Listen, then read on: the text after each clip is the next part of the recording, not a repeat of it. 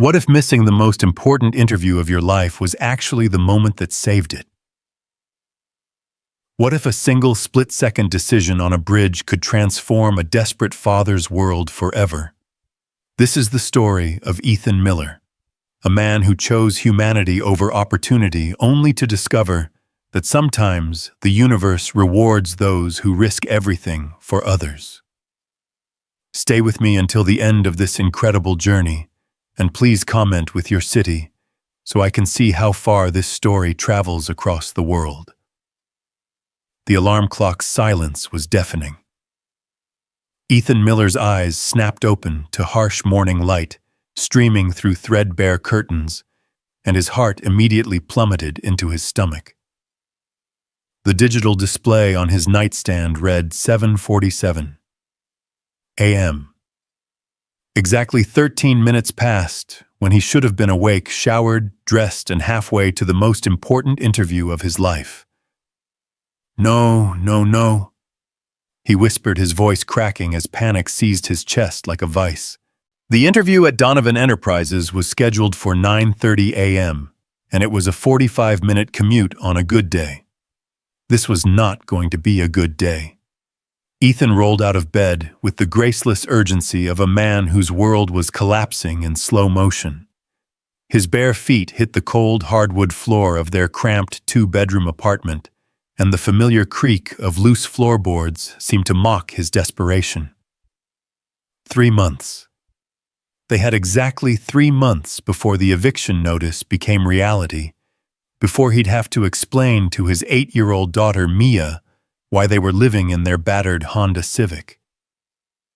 "Daddy," Mia's sleepy voice drifted from her bedroom, barely audible through the thin walls. "Are you okay?" Ethan's throat tightened.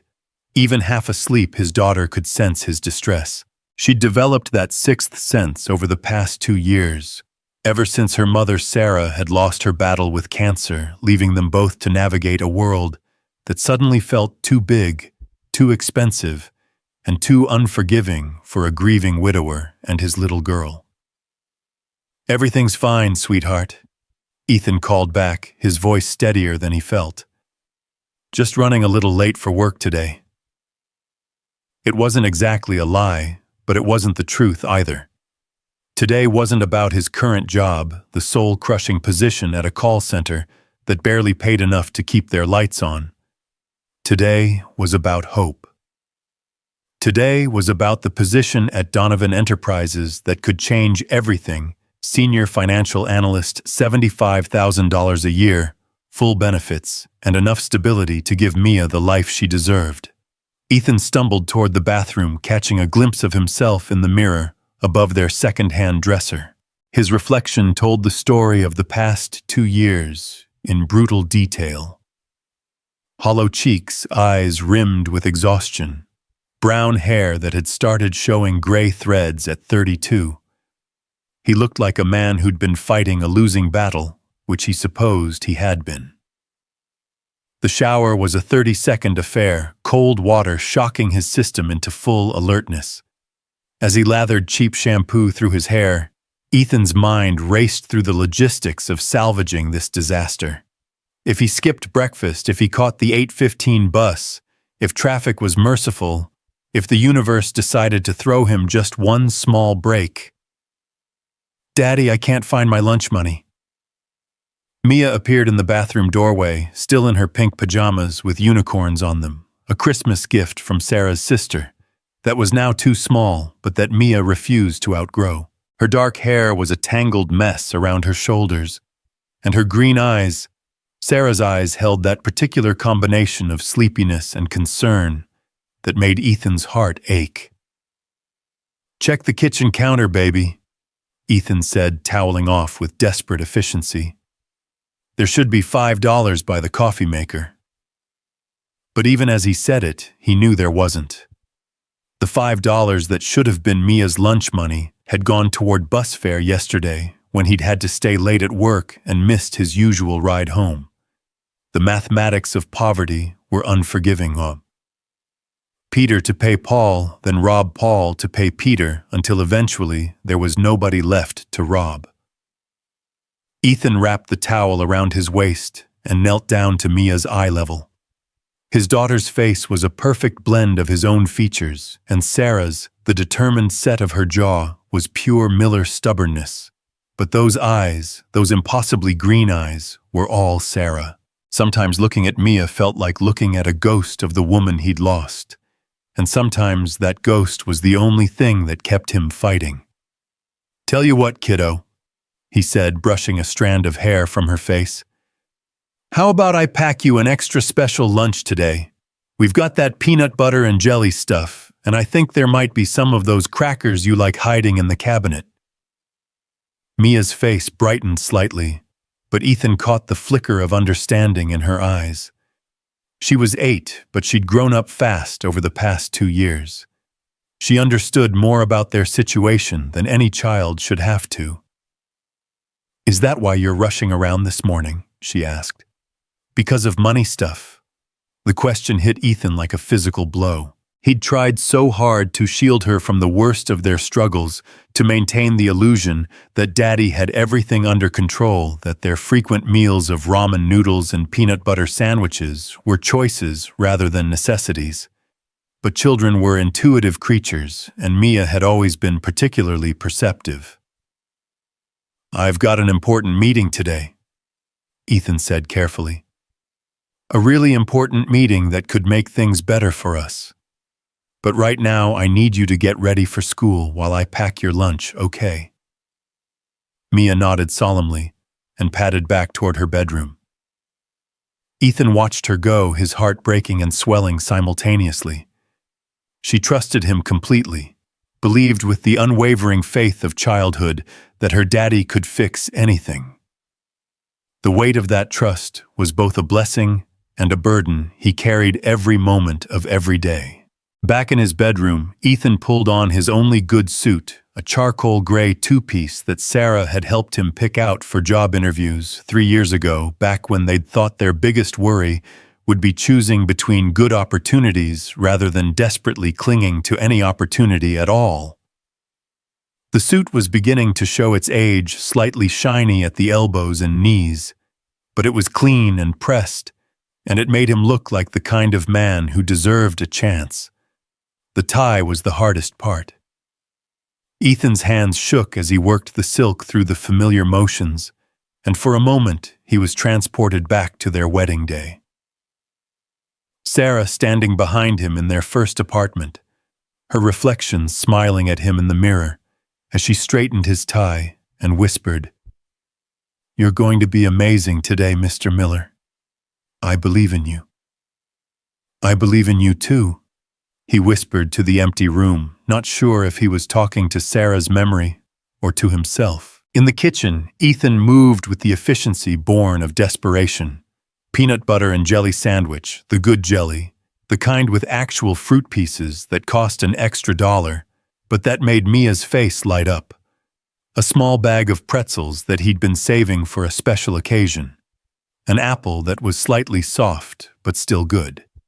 A juice box from the pack he'd splurged on last week during a moment of optimism. As he packed Mia's lunch, Ethan's mind was already racing ahead to the interview. He'd researched Donovan Enterprises obsessively for weeks, memorizing their annual reports, studying their corporate culture, preparing answers to every possible question. The company was a mid-sized financial consulting firm with a reputation for innovation and employee satisfaction, exactly the kind of place where someone with Ethan's background could build a real career. The position itself was perfect senior financial analyst, reporting directly to the CFO, responsible for risk assessment and strategic planning. It required exactly the kind of analytical thinking and attention to detail that had made Ethan successful in his previous life before cancer bills and grief had derailed everything. The salary was more than he'd made in his last real job, enough to move them out of their cramped apartment and into a real home, enough to give Mia the stability and security she deserved.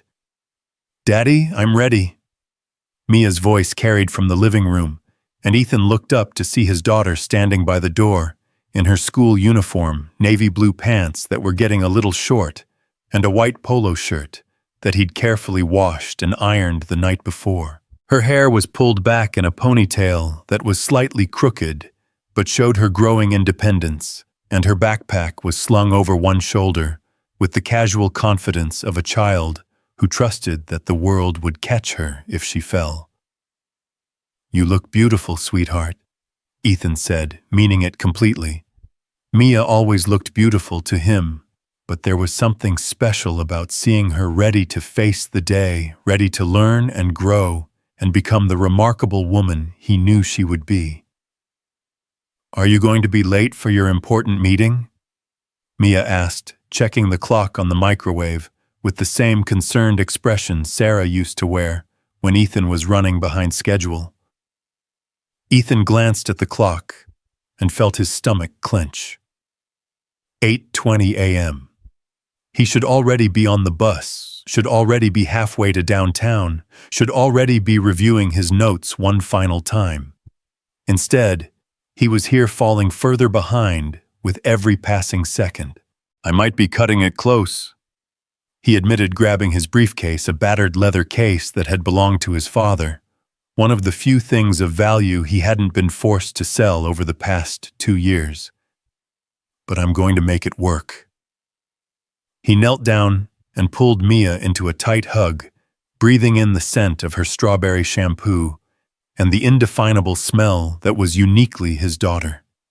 For a moment, the panic receded, replaced by the fierce love that had sustained him through the darkest days of his grief. "I love you to the moon and back," Ethan whispered into her hair, repeating the phrase that had become their ritual, the words Sarah had whispered to both of them every night before bed. "To the stars and beyond," Mia completed, squeezing him tightly. "Daddy." "Yeah, baby. I know your meeting is going to go great. Mommy told me in a dream that good things are coming for us." Ethan's throat closed up entirely. He held his daughter for one more precious second, drawing strength from her unwavering faith, then forced himself to pull away and stand up. "I'll see you tonight." "Okay, Mrs. Peterson, next door is going to walk you home from the bus stop." "Okay. Good luck, Daddy." Ethan grabbed his keys and rushed out the door, taking the stairs 2 at a time. Their apartment building was a 3-story walk-up in a neighborhood that had seen better decades, with peeling paint and a persistent smell of cooking oil and cleaning products that never quite masked the underlying mustiness of too many people living in too little space. But it was home, at least for now, and Ethan was determined to do whatever it took to keep it that way. The morning air was crisp with the promise of autumn, and under different circumstances, Ethan might have appreciated the way the early sunlight filtered through the leaves of the old oak tree that shaded their building. Instead, he jogged toward the bus stop, with his heart hammering against his ribs, briefcase banging against his leg with every step. The digital display at the bus stop showed 8:23 a.m., and Ethan felt a surge of hope. The 8:25 bus would get him downtown by 9:10, giving him 20 minutes to walk to the Donovan Enterprises building, find the right floor, compose himself, and make the impression of a lifetime. It would be tight, but it was possible. He stood at the bus stop, checking and rechecking his appearance in the reflection of a nearby shop window. The suit looked good. Despite its age, his tie was straight, and he'd managed to tame his hair into something resembling professionalism. His briefcase contained copies of his resume references and a portfolio of his best work from his previous job. Everything he needed to prove that he was worth taking a chance on. 8:25 came and went. No bus. 8:27. Still no bus. Ethan felt the familiar cold fingers of panic beginning to creep up his spine. He pulled out his phone, a cracked smartphone that he'd been nursing along for 2 years because he couldn't afford to replace it, and checked the transit app. The 8:25 bus was running 12 minutes late due to an accident on 5th Street. 12 minutes. 12 minutes that would turn his already tight schedule into an impossibility. 12 minutes that could mean the difference between landing this job and watching his daughter's faith in him crumble along with their prospects. At 8:00,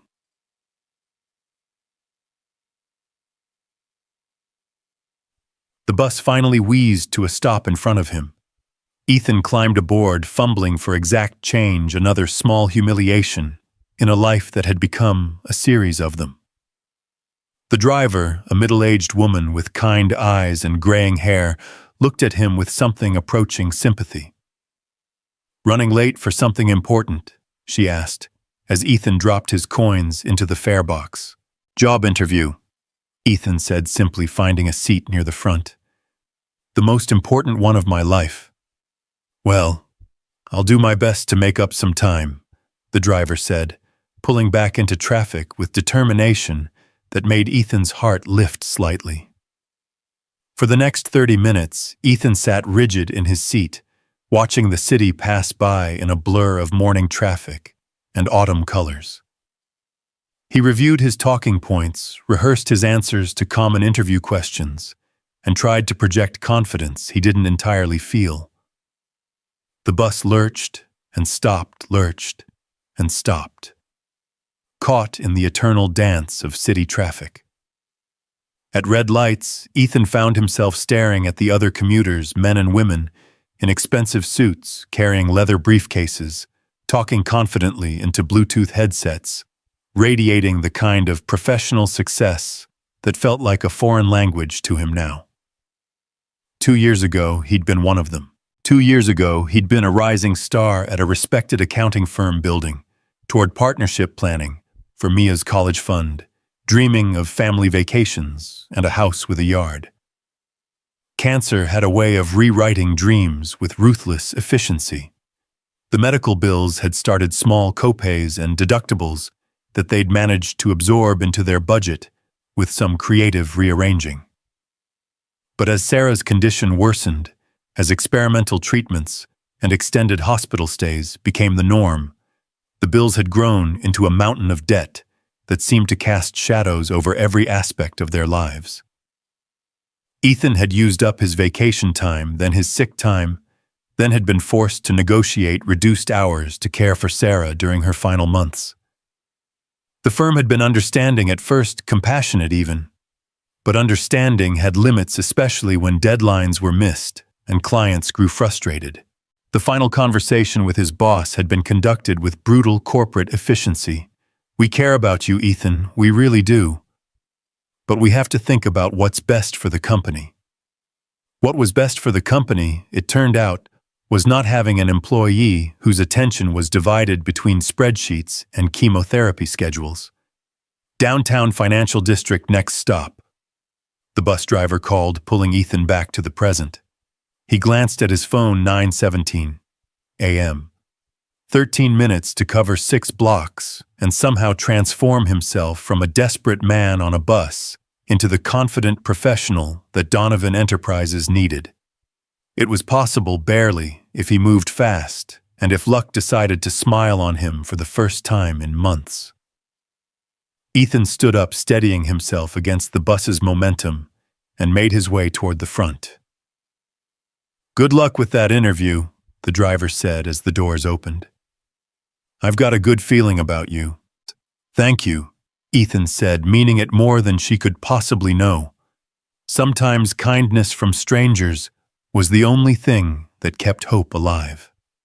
He stepped off the bus into the organized chaos of downtown rush hour, a river of pedestrians flowing around obstacles with practiced efficiency, car horns, providing a discordant symphony, the smell of coffee and exhaust and ambition thick in the air. The Donovan Enterprises building was 6 blocks away, a gleaming tower of glass and steel that represented everything Ethan was fighting to reclaim. He started walking, then quickened his pace to a jog, weaving between slower pedestrians with the desperate agility of a man who couldn't afford to be late. His briefcase bounced against his leg, his tie flapped in the wind created by his own movement, and he could feel sweat beginning to form despite the cool morning air. 5 blocks, 4 blocks. 3 blocks. At 2 blocks away, Ethan could see the Donovan Enterprises logo gleaming from the building's facade, elegant silver letters that promised stability and success to those lucky enough to work beneath them. His heart was hammering now, not just from exertion, but from the proximity of his goal, the nearness of the opportunity that could change everything. 1 block away, Ethan reached the bridge that would carry him over the small river that bisected the downtown area. The bridge was always congested during rush hour, packed with cars moving at a crawl, and pedestrians weaving between the traffic in their haste to reach their destinations. Halfway across the bridge, traffic came to a complete standstill. Ethan stopped jogging and stared at the sea of motionless vehicles ahead of him.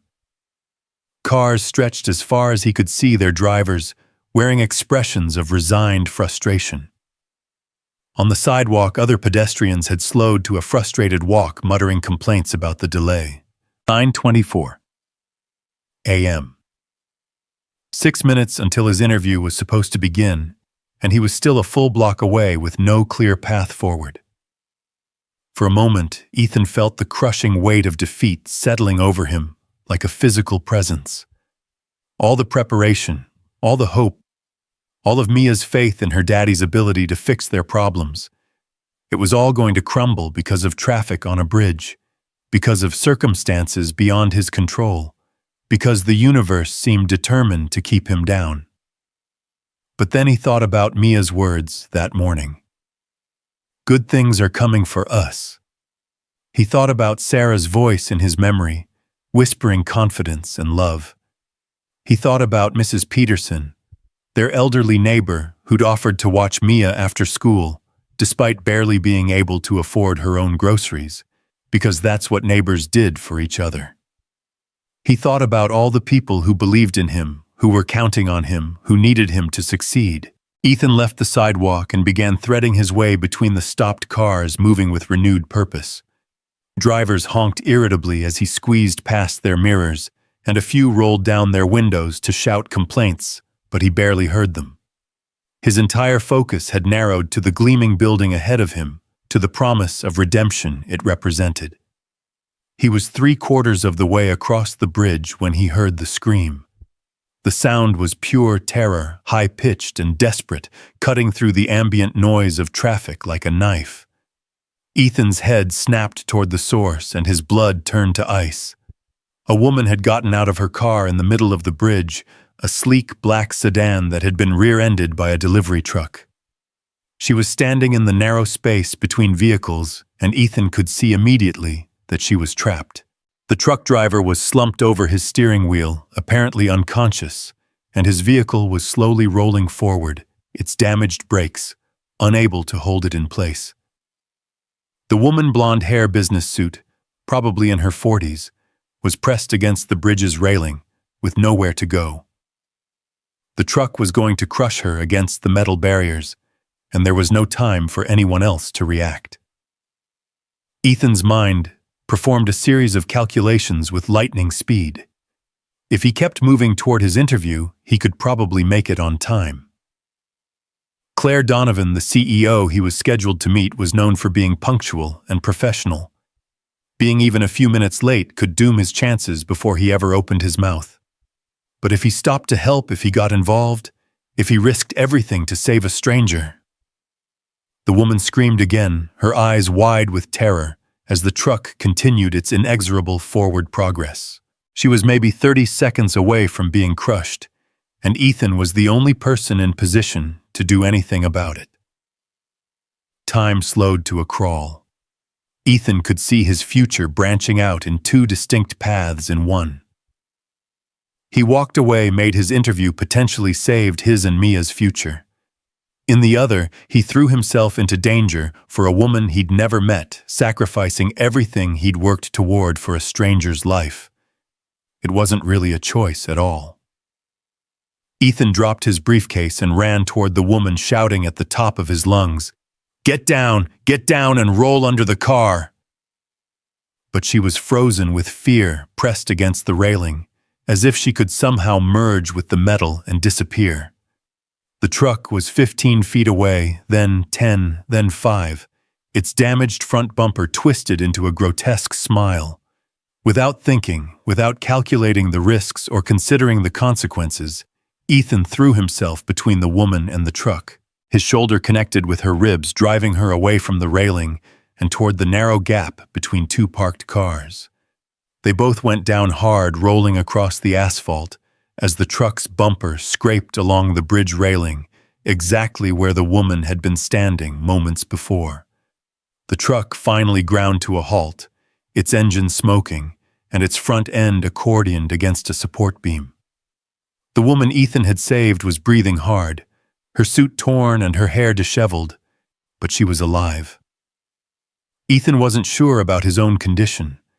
His shoulder felt like it might be dislocated. There was blood trickling down his forehead, from where he'd scraped against the asphalt, and his good suit, his only suit, was torn at the knee and stained with road grime. He looked at his watch through the spiderweb cracks that now covered its face. 9:31 a.m. He was late. He was injured. He was filthy and bleeding, and there was no way he could walk into Donovan Enterprises looking like this. No way he could salvage the opportunity he'd worked so hard to create. The woman he'd saved was struggling to sit up, her face pale but her eyes alert. She looked at Ethan with an expression he couldn't quite read, gratitude mixed with something else, something that looked almost like recognition. "Are you okay?"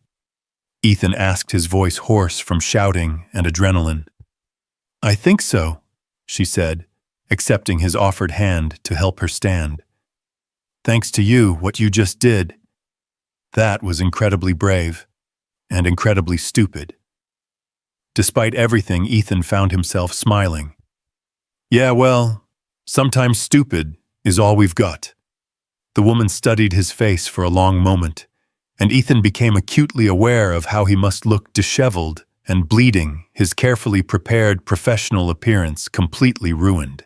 In the distance, he could hear sirens approaching, emergency responders finally making their way through the traffic jam to deal with the accident. "I'm Claire," the woman said, extending her hand with a formality that seemed almost absurd under the circumstances. "Ethan," he replied, shaking her hand automatically. "Ethan Miller." Something flickered in Claire's eyes at the mention of his name, but before she could respond, paramedics were surrounding them, asking questions and checking for injuries. In the controlled chaos that followed, Ethan lost track of Claire entirely. By the time he'd convinced the EMTs that he didn't need to go to the hospital, that his injuries were superficial, she was gone. Standing alone on the bridge, watching the emergency crews work to clear the accident, Ethan felt the full weight of what he'd just lost settling over him. The interview was ruined. His one chance to turn their lives around had evaporated in the space of 30 seconds, sacrificed to save a stranger who was probably already back to her own important life, her own crucial meetings, her own world of opportunities that didn't include desperate single fathers who chose heroism over self-preservation. He retrieved his briefcase from where he'd dropped it, noting the new scratches and dents that matched his own battle scars. The leather portfolio inside was intact, his carefully prepared documents unmarked by the chaos, all dressed up with nowhere to go. Ethan pulled out his phone and, with hands that shook slightly from adrenaline, crash-dialed the number for Donovan Enterprises. The receptionist who answered had a voice like honey and professionalism. "Donovan Enterprises, how may I help you?" "This is Ethan Miller," he said, his voice steadier than he felt. "I had a 9:30 interview scheduled with Ms. Donovan, but I'm afraid I've been delayed by an emergency. Is there any possibility of rescheduling?" "I'm sorry, Mr. Miller, but Ms. Donovan's calendar is completely booked for the next several weeks. If you'd like to reschedule, the earliest availability would be..." Ethan stopped listening. Several weeks might as well have been several years. By then, the position would be filled, their eviction would be final, and Mia's faith in her daddy's ability to fix things would be just another casualty of their circumstances.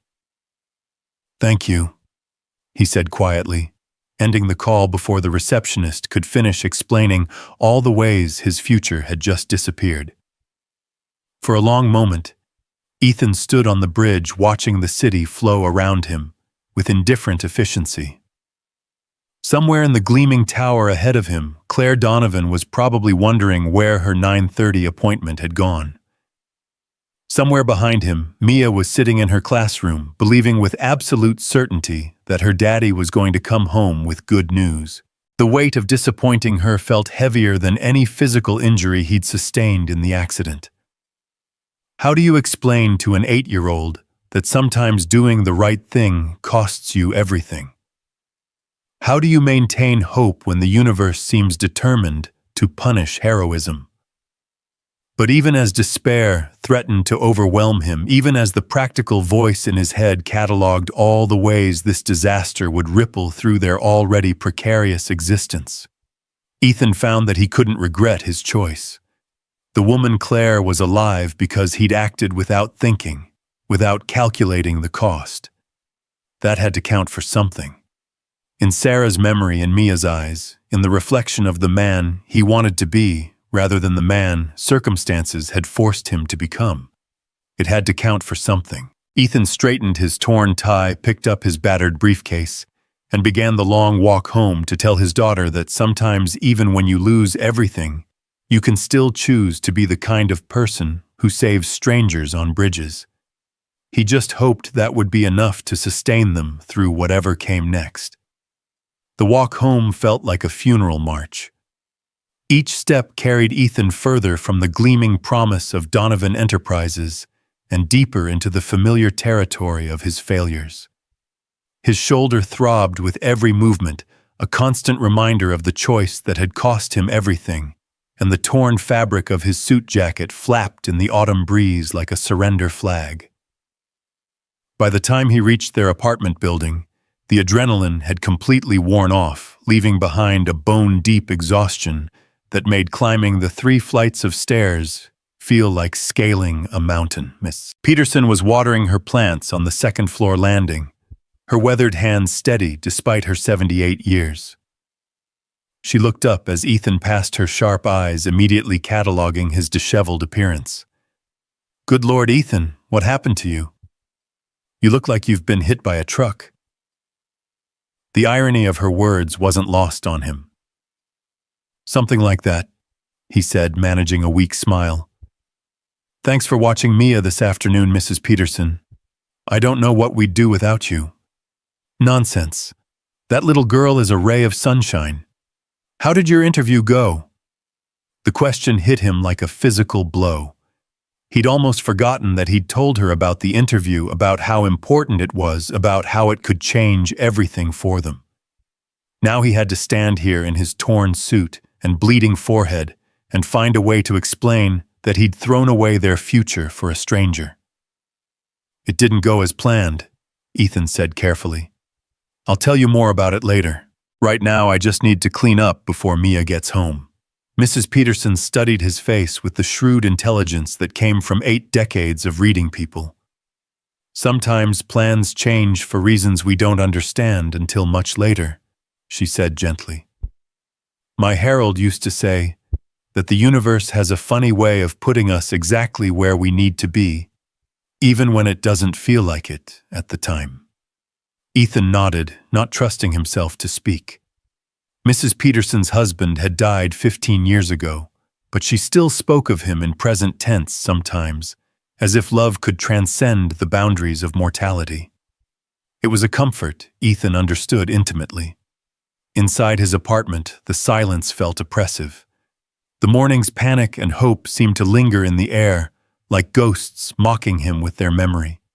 Ethan stood in the middle of their small living room, still holding his briefcase, and for a moment, he couldn't remember what he was supposed to do next. The routine of crisis management that had become second nature over the past 2 years suddenly felt foreign and overwhelming. His phone buzzed with a text message, and Ethan's heart leaped with irrational hope. Maybe Donovan Enterprises was calling back. Maybe there had been some mistake. Maybe the message was from his supervisor at the call center. Need you to cover Johnson's shift this afternoon. Can you be here by 2? Ethan stared at the text for a long moment. The call center job paid $11 an hour to listen to angry customers complain about their credit card bills. It was soul-crushing work that left him feeling hollowed out and defeated, but it was work, and work meant money, and money meant keeping the lights on for another week. He typed back, "I'll be there." In the bathroom, Ethan assessed the damage in the unforgiving fluorescent light. The cut on his forehead was shallow but messy, and there was road grime embedded in his palms from where he'd rolled across the asphalt. His shoulder was definitely strained, possibly pulled, but nothing that wouldn't heal with time and ibuprofen he couldn't afford. As he cleaned the blood from his face with a washcloth that had seen better years, Ethan caught sight of his reflection and barely recognized the man staring back at him. When had the lines around his eyes gotten so deep? When had his face taken on that hollow, desperate quality that marked him as one of the struggling masses? 2 years ago, he'd been confident, successful, building toward a future that seemed bright with possibility. Now he looked like what he was, a man clinging to the edge of a cliff with bleeding fingernails, trying to pretend he wasn't about to fall. The good suit went into the trash. There was no salvaging it, and even if there had been, Ethan wasn't sure he could stand to look at it again. It would always remind him of this morning, of the choice that had felt so right in the moment, and so catastrophic in hindsight. He changed into his work clothes, khakis, and a polo shirt with the company logo that made him feel like a teenager working at a fast food restaurant, and tried to compose his face into something resembling professional competence. The call center supervisors had little patience for personal problems, and Ethan had learned to hide his struggles behind a mask of artificial cheerfulness that fooled no one but satisfied the requirements of customer service theater. Before leaving for work, Ethan sat down at their second-hand kitchen table and pulled out a piece of paper. Writing had always helped him process difficult emotions, a habit left over from his college journalism classes, and today felt like a day that demanded processing. "Dear Mia," he wrote, then stopped. "How do you explain to your child that her hero is actually just another flawed human being, making impossible choices with incomplete information? How do you maintain hope when hope feels like a luxury you can't afford?" He crumpled up the paper and started again. "Baby girl, sometimes life puts us in situations where all the choices are hard ones. Today I had to choose between something I wanted very badly and doing what I thought was right. I chose to do what was right, even though it cost us something important. I hope someday you'll understand that being disappointed is temporary, but being able to look at yourself in the mirror is forever. I love you to the moon and back. Daddy." Ethan folded the note and left it on the kitchen counter where Mia would find it when she got home from school. It wasn't much, but it was honest, and maybe honesty was all he had left to offer. The call center was located in a strip mall between a discount tire shop and a store that sold nothing but cell phone accessories. The building had all the aesthetic appeal of a concrete bunker, and the fluorescent lighting inside gave everyone a vaguely greenish pallor that made them look like extras from a zombie movie. Ethan's cubicle was in the middle of a maze of identical workstations, each equipped with a computer, a headset, and a small mirror that the company provided so employees could remember to smile while talking to customers. The theory was that people could hear a smile over the phone. The reality was that most of the smiles were as artificial as everything else in the building. "Miller, you're late." The voice belonged to Janet Kowalski, a supervisor who seemed to take personal pleasure in finding fault with her employees. She was a thin woman with prematurely gray hair and the kind of perpetually sour expression that suggested she'd been disappointed by life and intended to share that disappointment with everyone around her. Sorry, Janet. I had a medical emergency this morning. It wasn't entirely a lie. Getting scraped up on the bridge qualified as medical, technically. Your shift started at 2. It's now 2:15. That's 15 minutes of productivity lost because you couldn't manage to show up on time. Ethan bit back the response that was building in his throat. 15 minutes of productivity at a job that paid barely above minimum wage to listen to people complain about problems he couldn't solve. 15 minutes that represented roughly $3 in gross pay, which wouldn't even cover the cost of the Band-Aids he'd used to cover his scrapes. It won't happen again, he said instead, because arguing with Janet was like arguing with a brick wall, except the brick wall was less vindictive. See that it doesn't. You're already on thin ice around here, Miller. We've got plenty of people who want this job. That was Janet's favorite threat, the one she deployed whenever she wanted to remind her employees how expendable they were. The sad truth was that she was right. The job market was brutal for people without advanced degrees or specialized skills, and companies like this one knew they could treat their workers poorly because desperate people would accept almost any conditions. Ethan put on his headset and logged into the computer system that would route angry customers to his desk for the next 6 hours. The first call came in within seconds. Credit Solutions, this is Ethan. How can I help you today? Yeah, I want to know why my payment didn't post to my account. I sent it in 3 days ago, and it's still not showing up. The caller was a woman with a thick Southern accent and the kind of frustrated edge that suggested this wasn't her first phone call about the issue. Ethan pulled up her account and immediately saw the problem. The payment had been applied to the wrong account number due to a clerical error in their processing department. I can see what happened, ma'am. It looks like your payment was accidentally applied to a different account. I can fix that for you right now and make sure the correct credit shows up within 24 hours. Well, it's about time. I've been calling about this for 3 days, and nobody seemed to know what they were doing. I apologize for the inconvenience. Let me get this corrected for you. It was a simple problem with a simple solution, the kind of call that reminded Ethan why he'd once been good at customer service. There was satisfaction in solving people's problems, in being the voice that turned frustration into relief. But those calls were becoming rarer, overwhelmed by the tide of issues that couldn't be solved with a few keystrokes and a pleasant tone. The next call was less straightforward. Credit Solutions, this is Ethan. How can I help you? I want to dispute a charge on my account. This is fraudulent, and I'm not paying for it. The caller was an older man with the kind of angry certainty that immediately put Ethan on edge. Disputed charges were complicated, requiring documentation and investigation, and the company's policies were deliberately Byzantine to discourage customers from pursuing legitimate claims. I'd be happy to help you with that dispute, sir. Can you tell me more about the charge you're questioning? It's for $500 at some restaurant in Las Vegas. I've never been to Las Vegas in my life, and I sure as hell didn't spend $500 on dinner anywhere. Ethan pulled up the transaction details and felt his heart sink. The charge was from 3 months ago, well outside the window for easy disputes. The merchant name was generic, the kind that could represent anything from a legitimate restaurant to a front for fraudulent activity. Getting this resolved would require paperwork, phone calls to the merchant, and probably weeks of back and forth with the fraud department. I understand your concern, sir. This does look suspicious.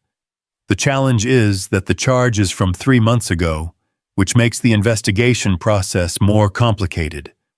What I can do is start a formal dispute process, but I need to let you know that it could take several weeks to resolve, and there's no guarantee of the outcome. Several weeks? Are you kidding me? This is obviously fraud. I agree that it looks suspicious, sir, but the company requires a thorough investigation of all disputed charges, especially ones that are more than 60 days old. The good news is that we can put a temporary credit on your account while we investigate, so you won't have to pay for the charge until we determine what happened. It wasn't entirely true. The temporary credit would only last 30 days, and if the investigation wasn't complete by then, the customer would be back to square one. But it was the best Ethan could offer within the constraints of company policy, and sometimes the best you could do was buy people a little time and hope for the best. The calls continued in an endless stream of frustration and bureaucracy. A young mother whose payment had been lost in the mail and was now facing late fees she couldn't afford. An elderly man who'd been the victim of identity theft and was trying to navigate a system designed to protect the company rather than the customer. A small business owner whose credit line had been frozen due to a computer error, threatening his ability to make payroll. Each call was a small tragedy, a glimpse into the ways that financial systems could crush people who were already struggling. Ethan found himself thinking about the woman on the bridge, Claire, and wondering what her day had been like. She'd probably gone back to her important meeting, her crucial decisions, her world of opportunities and influence. She'd probably forgotten about the man who'd saved her before she'd even made it to her office. At 4:30, Ethan's phone buzzed with a text from Mrs. Peterson. "Mia's home safe, she found your note. Asking lots of questions, but seems okay. Don't worry about dinner tonight, I made too much soup and she's welcome to share." The kindness of the gesture nearly broke Ethan's composure. Peterson was living on Social Security and whatever help her distant children could provide, but she never hesitated to share what little she had. It was a reminder that generosity wasn't about having enough. It was about recognizing that we're all in this together, struggling against circumstances beyond our control. "Thank you," he texted back. "I owe you more than I can repay. Credit Solutions, this is Ethan, how can I help you?" The words came automatically now, a practiced script that required no conscious thought. "Is this Ethan Miller?" The voice on the other end was familiar, though Ethan couldn't immediately place it. Female professional with an underlying quality that suggested someone accustomed to being listened to. "Yes, this is Ethan Miller. How can I help you today?" "This is Claire Donovan. We met this morning on the bridge." Ethan's heart stopped. For a moment he couldn't breathe, couldn't think, couldn't process what he was hearing. Claire Donovan, the woman he'd saved. The woman who'd disappeared into the chaos of emergency responders and traffic resolution. The woman who couldn't possibly be calling him at work because there was no way she could have known where he worked or how to reach him. How did you... Is this really... It's really me. I know this must seem strange, but I needed to find you. After what happened this morning, after what you did, I couldn't just let you disappear without saying thank you properly." Ethan looked around the call center, suddenly aware of how surreal this conversation was. He was sitting in a cubicle that smelled like industrial carpet cleaner, and desperation wearing a polo shirt, with a company logo, taking a call from the CEO of one of the city's most prestigious firms. "How did you find me?" he asked, lowering his voice to avoid attracting Janet's attention. "I may have used some resources that aren't exactly available to the general public. When someone saves your life, you tend to be motivated to track them down. Are you at work right now?" "Yes, This is my job, at least for now." The admission felt like another small humiliation, but there was something about Claire's voice that demanded honesty. "Can you take a break? I'd like to see you. There are some things we need to discuss." "I don't know if I can just leave. My supervisor is pretty strict about break times, and I'm already in trouble for being late today." There was a pause, and Ethan could hear the sound of typing in the background. "What's the name of the company you work for?" "Credit Solutions. But why? Give me 5 minutes. The line went dead, leaving Ethan staring at his phone in complete bewilderment. Around him, the normal chaos of the call center continued: conversations, bleeding together into white noise keyboards, clicking supervisors prowling between cubicles like sharks looking for blood in the water. But Ethan felt like he was existing in a bubble of unreality, disconnected from the mundane struggles of customer service purgatory. 3 minutes later, Janet appeared at his cubicle with an expression that was equal parts confusion and suspicion. "Miller, I just got a call from corporate. Apparently you have some kind of emergency meeting that requires you to leave immediately."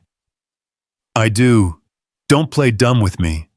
Some woman called the main office asking for you specifically.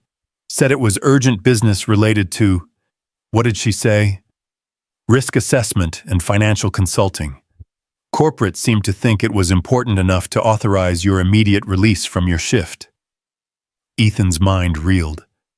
Risk assessment and financial consulting were the exact areas he'd specialized in during his previous career, the skills he'd highlighted in his resume for the Donovan Enterprises position.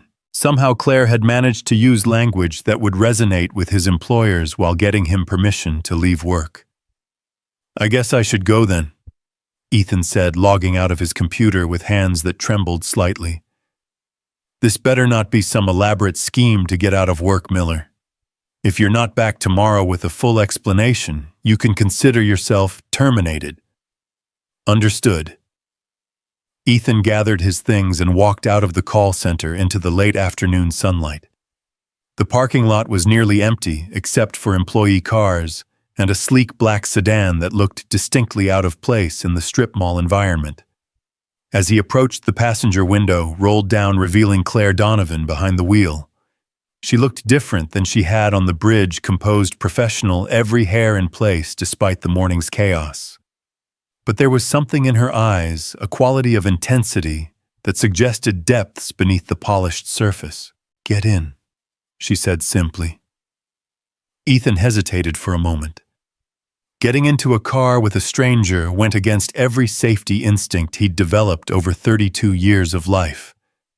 But this wasn't really a stranger, was it?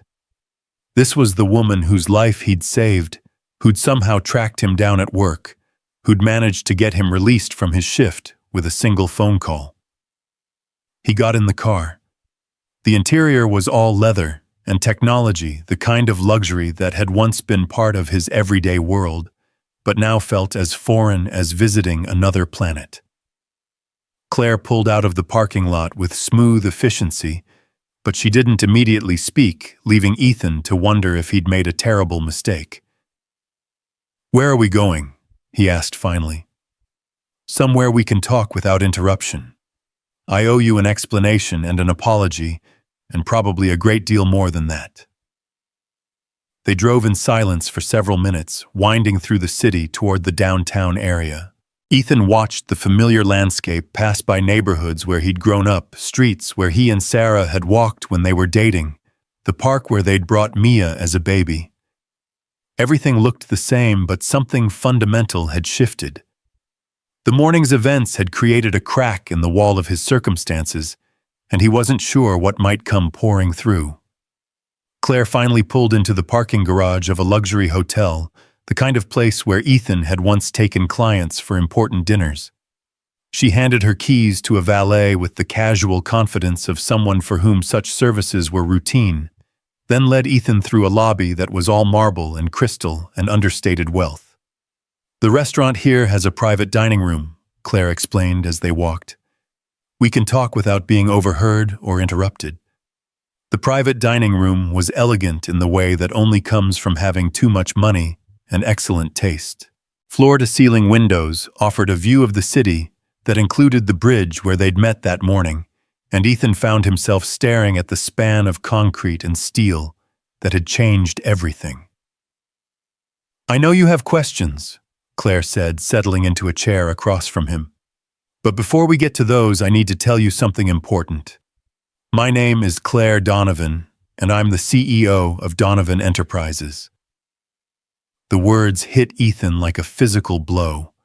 He'd suspected, of course, from the moment she'd identified herself on the phone, but hearing it confirmed felt like stepping off a cliff into empty air. "You're the woman I was supposed to interview with this morning." "Yes.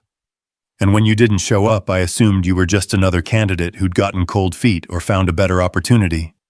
It happens more often than you'd think." Ethan stared at her, trying to process the cosmic absurdity of the situation. He'd sacrificed his interview to save the very person he was supposed to be interviewing with, and she'd had no idea who he was until... "How long have you known?" he asked. "Since about 2 hours ago. I had my assistant pull the files on today's missed appointments, and there was your name, Ethan Miller. Same name, same general description, same background in financial analysis. It took some detective work to confirm it was really you, but once I saw your employment history and compared it to the resume we had on file..."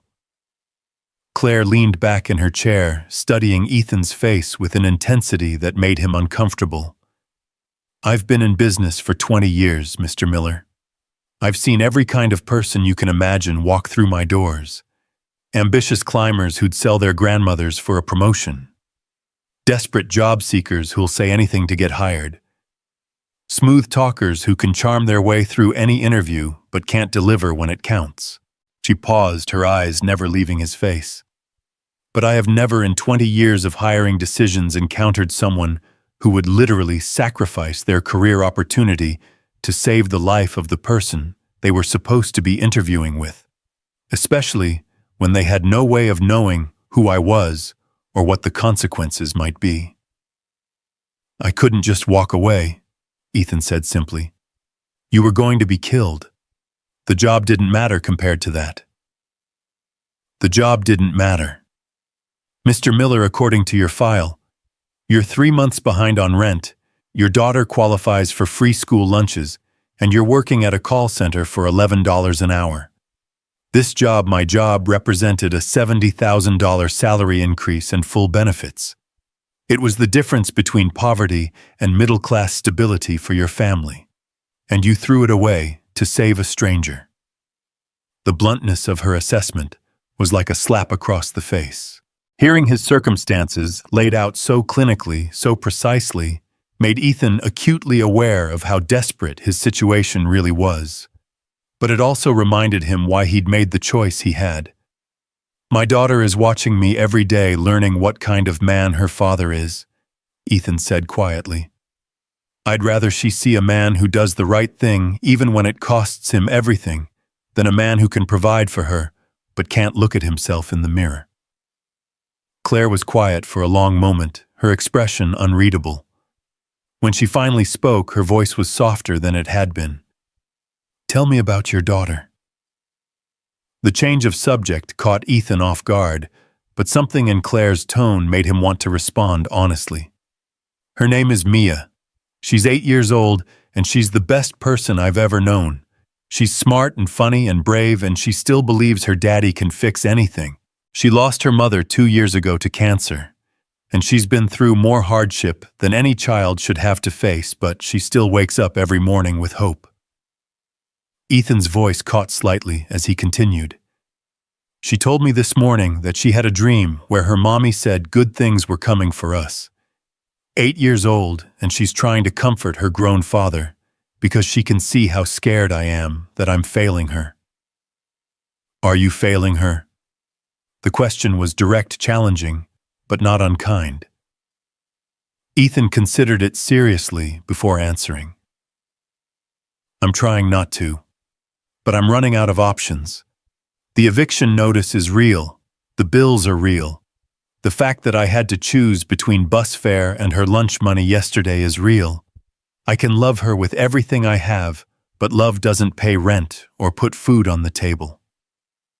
Claire nodded thoughtfully, then reached into her purse and pulled out a business card. "Mr. Miller, I'd like to offer you a job." Ethan stared at this card as if it might burst into flames. "The position has already been filled." "No, the position is still open. But I'm not offering you that job." Confusion must have shown on Ethan's face because Claire smiled slightly. The senior financial analyst position pays $75,000 a year and reports to my CFO. It's a good job for someone with your background and skills. But after this morning, after seeing the kind of character you have, I think you might be suited for something more challenging. She handed him a different business card, this one with embossed letters that caught the light. I'm offering you the position of Director of Risk Assessment and Corporate Ethics, $90,000 a year, full benefits, stock options, and a direct reporting relationship to me. Your job would be to identify potential problems before they become catastrophic, to make sure our company culture reflects our values, and to be the voice that asks the hard questions when everyone else is focused on the easy profits. Ethan's hands were shaking as he held the card. $90,000 a year. More money than he'd made even in his previous career, enough to not just survive but to build a real future for Mia. I don't understand. Why would you offer me a position I'm not qualified for? Aren't you Mr. Miller this morning? You assessed a risk situation in seconds and took immediate action to prevent a catastrophic outcome despite significant personal cost. You demonstrated the exact kind of judgment and moral courage that I need in someone responsible for corporate ethics. Technical skills can be taught. Character is either there or it isn't. Claire leaned forward, her expression intense. I've built Donovan Enterprises on the principle that how we do business matters as much as how much business we do. I need people around me who understand that principle not as a slogan on the wall, but as a fundamental truth about how we operate. This morning you proved that you understand it better than 90% of the MBA graduates I've interviewed. Ethan set the card down carefully, as if it were made of the most delicate glass. I need to think about this. Of course you do. Take the weekend. Come in Monday morning at 9 and we'll discuss the details. But Mr. Miller, yes, your daughter was right. Good things are coming for you. Ethan sat in stunned silence as Claire's words echoed in his mind. $90,000. Director of Risk Assessment and Corporate Ethics. A direct line to the CEO of one of the city's most respected companies. It felt like a dream, the kind of impossible reversal of fortune that happened in movies, but never in real life, certainly never in his life. I should get back, he said finally, his voice barely above a whisper. Mia will be wondering where I am. Of course. Claire signaled for the check, her movements efficient and practiced. But Ethan, may I call you Ethan? I want you to understand something. This isn't charity. This isn't me feeling guilty about what happened this morning. This is good business. She leaned forward, her eyes intense with conviction. In my 20 years of running companies, I've learned that the most expensive mistakes aren't the ones you make with money. They're the ones you make with people. Hiring someone who looks perfect on paper but has no moral compass. Promoting someone who can hit quarterly targets but destroys team morale. Trusting someone who talks about values but abandons them the moment things get difficult. The waiter appeared with the check, and Claire handed him a credit card without looking at the amount. What you did this morning, that split-second decision to risk everything for a stranger, that tells me more about your character than any interview possibly could. And character, Mr. Miller, is the foundation of everything else. As they walked back through the hotel lobby, Ethan caught glimpses of himself in the mirrored surfaces, a man in a discount polo shirt and khakis, walking beside a woman whose suit probably cost more than he made in 2 months. The contrast should have been humiliating, but somehow it wasn't. There was something in Claire's manner, in the way she treated him as an equal, despite their vastly different circumstances, that made him feel like maybe he belonged in this world after all. In the parking garage, Claire handed him another business card. This has my direct number on it. Not my assistant, not the company switchboard me. If you have questions, concerns, or if you just need to talk through what this means for you and your daughter, call me. Ethan took the card, noting the weight of the paper, the elegant simplicity of the design. Even her business cards spoke of success and attention to detail. "Can I ask you something?" he said as they reached her car. "Anything." "Why didn't you say anything on the bridge when I introduced myself? You didn't mention that you knew who I was." Claire was quiet for a moment, her hand resting on the car door handle. "Because in that moment you weren't Ethan Miller, job candidate. You were just a man who'd risked his life to save mine. I wanted to see who that man was before the complications of business got in the way." She opened the driver's door, then paused. "For what it's worth, I'm impressed by both versions of you." The drive back to the call center gave Ethan time to process what had just happened, but his mind felt like a computer trying to run too many programs at once. Every time he tried to focus on one aspect of the situation, another would intrude. The job offer was real, he could feel the weight of the business card in his pocket. But real didn't mean guaranteed, and guaranteed didn't mean it would work out the way he hoped. Claire dropped him off at his car, with a reminder to call if he needed anything, and Ethan spent the drive home in a state of suspended animation. Part of him wanted to burst with excitement, to call everyone he knew and share the incredible news. Another part whispered warnings about counting chickens before they hatched, about the 1,000 ways that good fortune could turn sour. By the time he pulled into the parking lot of their apartment building, Ethan had decided to keep the news to himself, at least for now. Mia had been disappointed too many times already. Better to wait until Monday, until the offer was official, and he was actually sitting behind a desk at Donovan Enterprises before he allowed hope to take root. But as he climbed the stairs to their apartment, he could hear Mia's laughter filtering through the thin walls, bright and musical and infectious. She was in Mrs. Peterson's apartment, probably helping with dinner, or listening to stories about the old days when the neighborhood was different and the future seemed more predictable. Ethan knocked on Mrs. Peterson's door, and it opened to reveal his daughter covered in flour and grinning from ear to ear. "Daddy, you're home. Mrs. Peterson is teaching me how to make real bread, not the kind from the store. Look." She held up her hands, which were white with flour up to her wrists. "I'm a baker." The simple joy in her voice hit Ethan like a physical force. Here was his daughter, living in the moment, with complete abandon, finding magic in flour and yeast, and the patient kindness of an elderly neighbor. She wasn't worried about rent or eviction notices, or whether her father was capable of providing for her. She was 8 years old, learning to make bread, and that was enough. "That's wonderful, baby girl," Ethan said, kneeling down to her level. "Are you having a good time?" "The best time." Mrs. Peterson says bread is like magic, because you put all these ingredients together, and then the oven turns them into something completely different. Kind of like how caterpillars turn into butterflies, except you can eat it.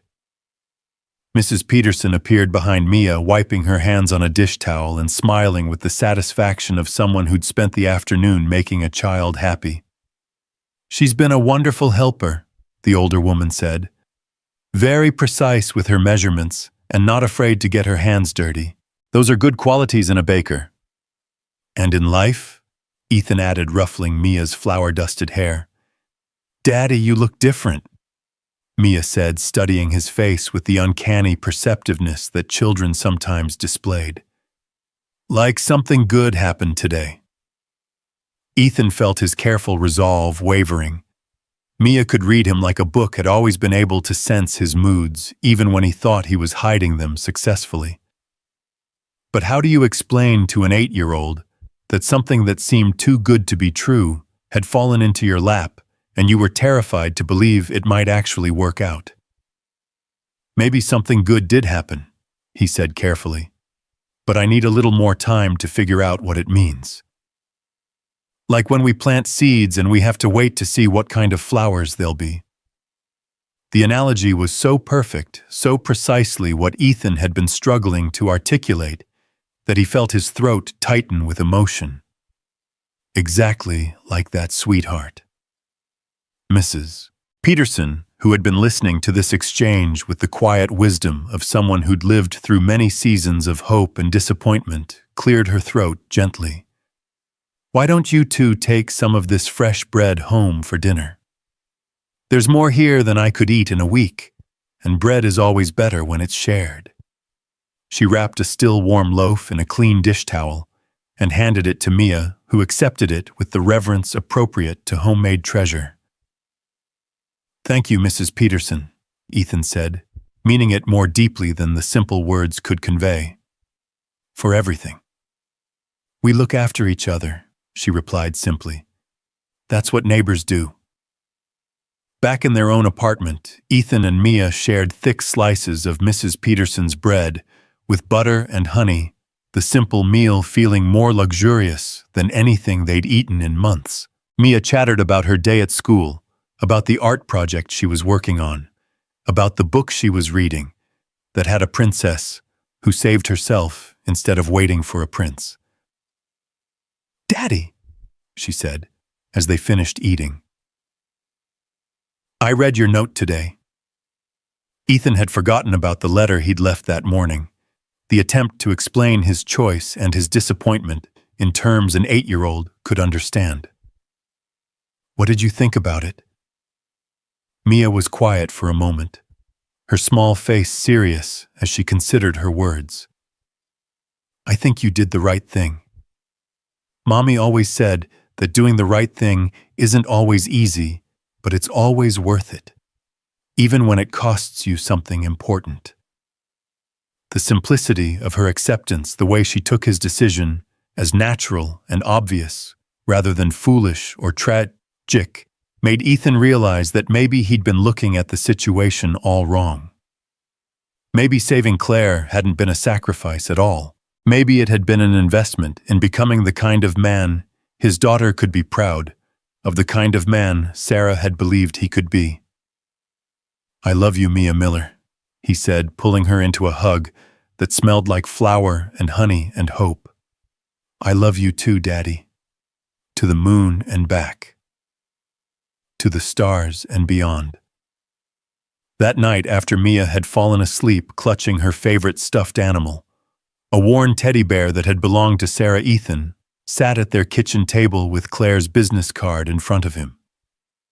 In the quiet of the evening, with only the distant sounds of traffic and the building settling around him, he allowed himself to really consider what the offer meant. $90,000 a year. More than enough to move them out of this cramped apartment and into a real house with a yard where Mia could play. Enough to put money aside for her college fund, to take her on the vacation they'd been dreaming about, to stop worrying about whether they could afford groceries or school supplies or the 1,000 small expenses that made life with a child so challenging. But beyond the money, there was something else that drew him to the opportunity. Director of Risk Assessment and Corporate Ethics. A job that would ask him to be the voice of conscience in a world that often rewarded the opposite. A role that would let him use his analytical skills not just to maximize profits, but to ensure those profits were earned honestly and ethically. It was the kind of position he'd dreamed about in his previous career, but had never thought he'd have the opportunity to pursue. The kind of work that could make a difference not just in his own life, but in the lives of everyone who worked for or did business with Donovan Enterprises. Ethan picked up his phone and scrolled to Claire's direct number. It was after 8 o'clock, probably too late to call a CEO, but she'd said to reach out if he had questions or concerns. And he did have concerns not about accepting the offer, but about whether he was truly qualified for such a significant responsibility.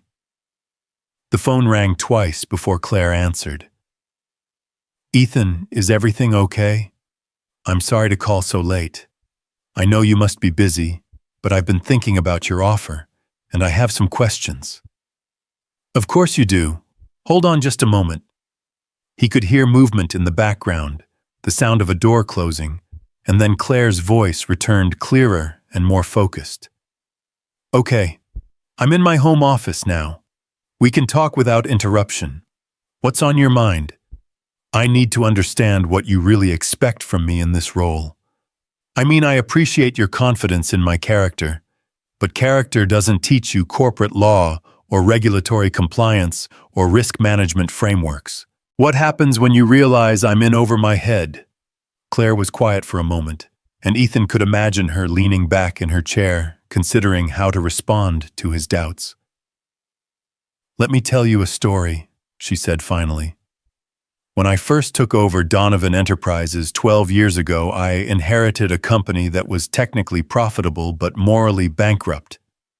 The previous leadership had cut corners, ignored safety protocols, and treated employees like disposable resources.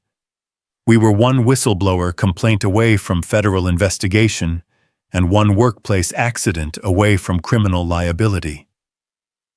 What did you do? I hired people who knew more than I did about specific technical areas, but who shared my vision for what the company could become. I brought in lawyers who specialized in compliance consultants, who understood risk management, and HR professionals who could rebuild our corporate culture from the ground up. But you know what? I couldn't hire someone who would tell me the truth even when I didn't want to hear it. I couldn't hire someone who would put ethics above expedience when those two things came into conflict. Ethan found himself nodding, even though Claire couldn't see him. The technical skills are table stakes, Ethan. We can teach you regulatory requirements and risk assessment methodologies. We can send you to seminars and conferences and certification programs. But I can't teach you to be the kind of person who throws himself between a stranger and a speeding truck. That's either who you are or it isn't. And if I make mistakes while I'm learning, then you'll make mistakes. Everyone does. The question is whether you'll own up to them, learn from them, and do better next time. Based on what I've seen of you, I'm confident you will. There was a warmth in Claire's voice that made Ethan feel like maybe this impossible opportunity might actually work out. Can I ask you something else? Anything. Why me? I mean, really. You could hire someone with an MBA from Harvard or Wharton, someone with years of experience in corporate ethics. Why take a chance on a guy who's been working at a call center? Claire laughed, but it wasn't condescending or dismissive. It was the laugh of someone who'd asked herself the same question and found the answer satisfying. Do you know what those MBA graduates would have done this morning on the bridge? Probably called 911 and waited for professional help. Exactly. They would have assessed the risk, calculated the potential liability, and chosen the path that protected their own interests. And that woman would be dead right now. The bluntness of the statement hit Ethan like a physical blow. Claire continued, her voice steady and certain. I've interviewed dozens of candidates for executive positions over the years, Ethan. Brilliant people with impressive credentials and polished presentations. But when I ask them about difficult ethical decisions they've faced, they give me textbook answers about stakeholder analysis and compliance frameworks.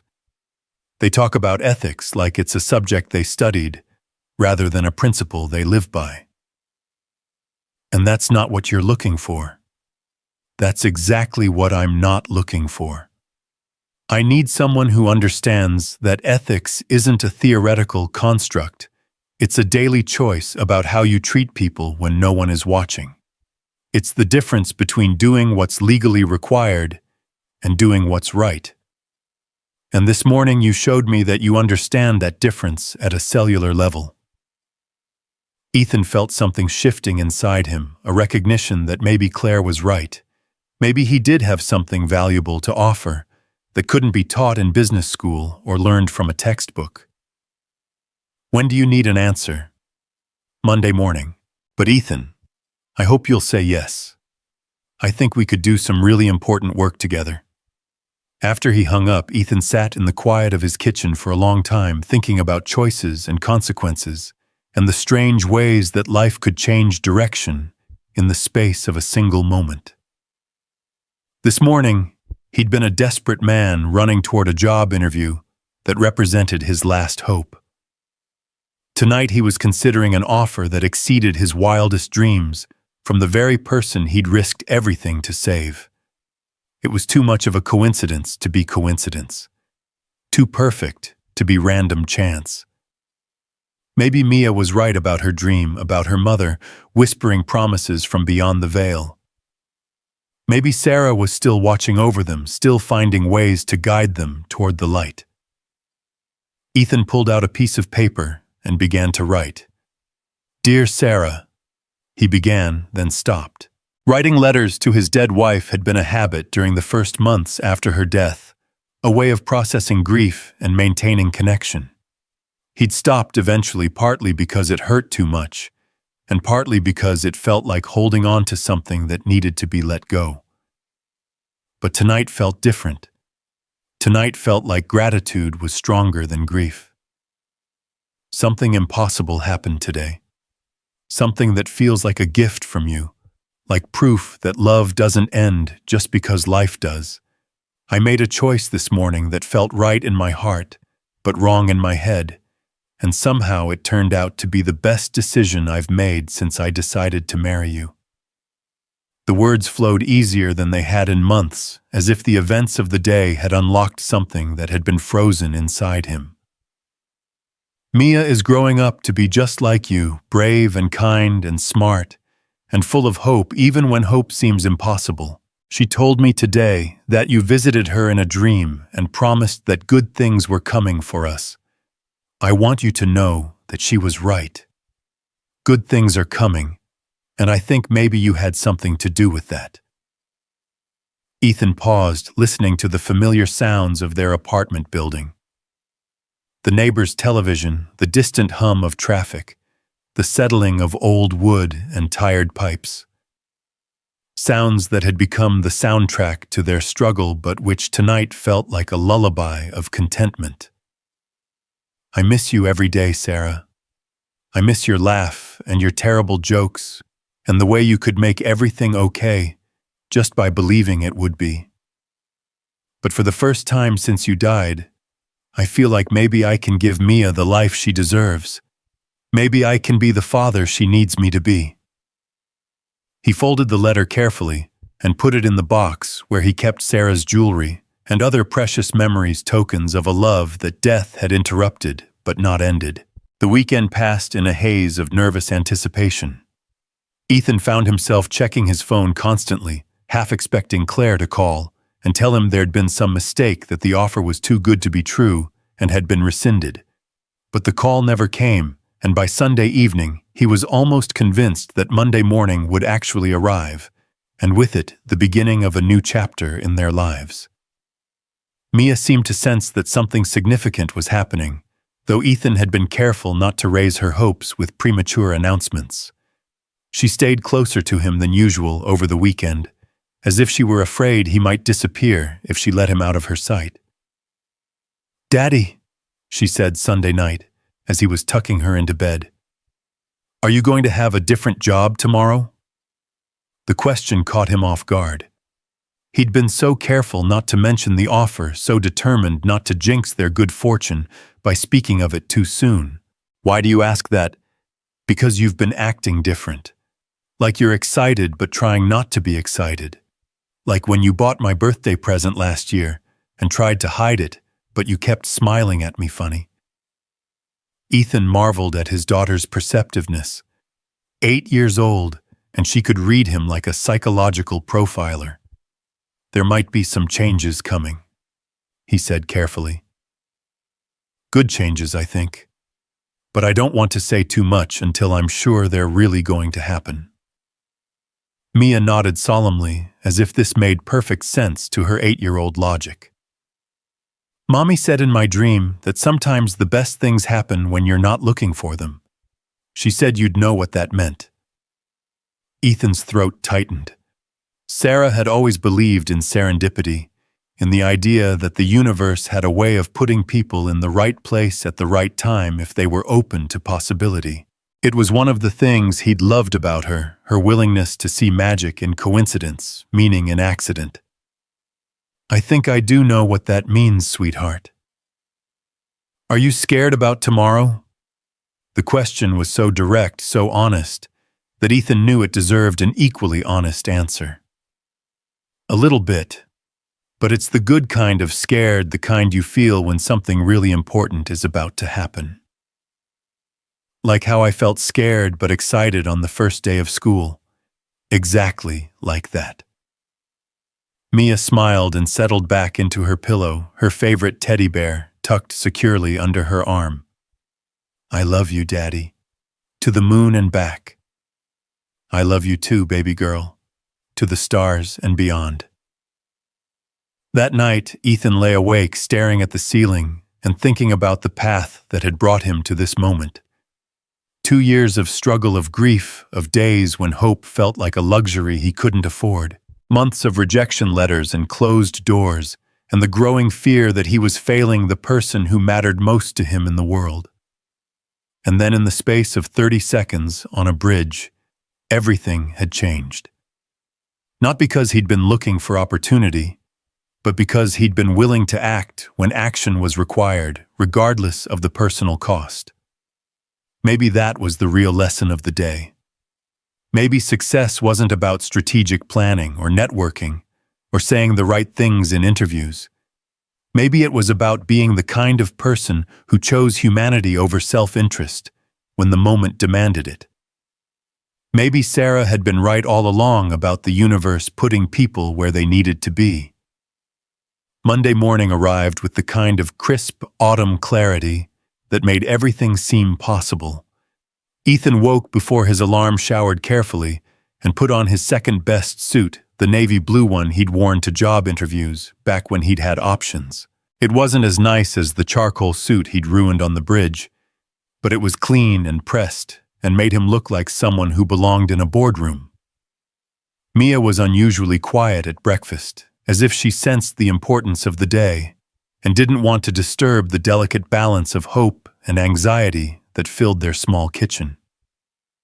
"You look very handsome, Daddy," she said, as he straightened his tie in the hallway mirror. "Thank you, sweetheart. You look pretty beautiful yourself." And she did. Mia had chosen her favorite school dress, navy blue with small white flowers, and had attempted to braid her own hair with mixed but endearing results. She looked like what she was, a little girl trying very hard to be grown up for her father's important day. "Will you call me and tell me how it goes?" "I'll call Mrs. Peterson and ask her to give you the good news when you get home from school." "So there's going to be good news?" Ethan knelt down and looked into his daughter's green eyes, Sarah's eyes, and saw a reflection of all the love and faith and hope that had sustained him through the darkest days of his grief. "I think there's going to be very good news, baby girl." The ride downtown felt different this time. Instead of the desperate anxiety that had marked his previous job search, Ethan felt a kind of calm confidence. Not because he was certain everything would work out, life had taught him that certainty was a luxury he couldn't afford, but because he knew that whatever happened, he'd conducted himself with integrity. He'd made choices he could be proud of, and that was worth something, regardless of the outcome.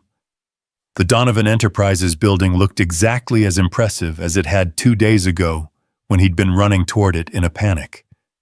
But now, instead of representing an impossible dream, it felt like a destination he'd earned the right to enter. The lobby was all marble and glass and understated elegance, the kind of space designed to make visitors feel simultaneously impressed and slightly intimidated. Ethan approached the reception desk with steady steps and a clear voice. "Ethan Miller to see Claire Donovan. I have a 9 o'clock appointment." The receptionist, a young woman with a professional smile and perfectly styled hair, checked her computer and nodded. "Ms. Donovan is expecting you, Mr. Miller. Take the elevator to the 15th floor. Her assistant will meet you there." The elevator ride felt like ascending to a different world, one where problems had solutions, and hard work was rewarded, and good people were given opportunities to do meaningful work. When the doors opened, Ethan was greeted by a woman in her 40s with kind eyes and an efficient manner. "Mr. Miller, I'm Janet Torres, Ms. Donovan's executive assistant. She's ready to see you now." Claire's office was everything Ethan had imagined, and more. Floor-to-ceiling windows offered a panoramic view of the city, including the bridge where their lives had intersected in such dramatic fashion. The furniture was elegant but comfortable, and the walls were lined with awards and photographs that told the story of a successful career built on principle as much as profit. Claire stood up from behind her desk as he entered, extending her hand with the same direct manner she'd shown in the restaurant. "Ethan, thank you for coming. Please have a seat." But instead of sitting behind her imposing desk, Claire moved to a small conference table by the windows, gesturing for Ethan to join her in one of the comfortable chairs arranged there. It was a subtle signal that this conversation would be between equals rather than a supplicant seeking favor from someone in power. "I hope you had a good weekend to think about our conversation," Claire said, as they settled into their seats. "I did, and I've made my decision." "I'm listening." Ethan looked out the window at the city below, at the bridge where everything had changed, and felt a sense of rightness that went deeper than logic or calculation. "I'd like to accept your offer, Ms. Donovan. I'd like to work for Donovan Enterprises as Director of Risk Assessment and Corporate Ethics." Claire's smile was radiant, transforming her professional demeanor into something warmer and more personal. "I'm delighted to hear that, Ethan. I think we're going to do some very important work together." She reached into a folder on the table and pulled out a contract that was easily 20 pages thick. "This covers all the details we discussed: salary, benefits, stock options, reporting structure. Take your time reading through it. If you have questions or want to negotiate any terms, we can discuss them." Ethan accepted the contract with hands that were steadier than he'd expected. The numbers on the first page: $90,000 annual salary, full health insurance, 4 weeks paid vacation contribution to retirement fund, seemed almost abstract, too good to be real, even as he was looking at them in black and white. "There is one thing I need to tell you," Claire said, as he reviewed the contract. "This position comes with significant responsibility and visibility. You'll be making decisions that affect hundreds of employees and millions of dollars in business. There will be times when you'll need to tell me things I don't want to hear, when you'll need to recommend courses of action that are ethical but expensive." She leaned forward, her expression serious. "I need to know that you're prepared for that level of responsibility, that you won't be intimidated by pressure from me or anyone else when it comes to doing what's right." Ethan looked up from the contract and met her gaze directly. "Ms. Donovan, 2 days ago I threw away what I thought was my only chance at financial security to keep a stranger from being killed. If I can make that choice when I have everything to lose, I think I can handle telling you the truth when it's my job to do so." Claire nodded, satisfaction evident in her expression. "Then I think we understand each other perfectly. Welcome to Donovan Enterprises, Director Miller." As Ethan signed the contract that would change his and Mia's life forever, he thought about the letter he'd written to Sarah, about dreams and coincidences, and the strange ways that doing the right thing could lead to rewards beyond imagination. He thought about Mia waiting at school, trusting that her daddy would find a way to take care of her, believing with the faith of childhood that love was stronger than circumstance. He thought about Mrs. Peterson sharing her bread and her wisdom, proving that generosity was about heart rather than resources. And he thought about the moment on the bridge when he'd chosen compassion over self-interest, humanity over opportunity, never knowing that sometimes the universe rewards such choices in ways that exceed every hope and dream. Outside the windows, the city stretched toward the horizon, full of possibility and promise. Somewhere below, other people were making choices that would define not just their own futures, but the kind of world they wanted to live in.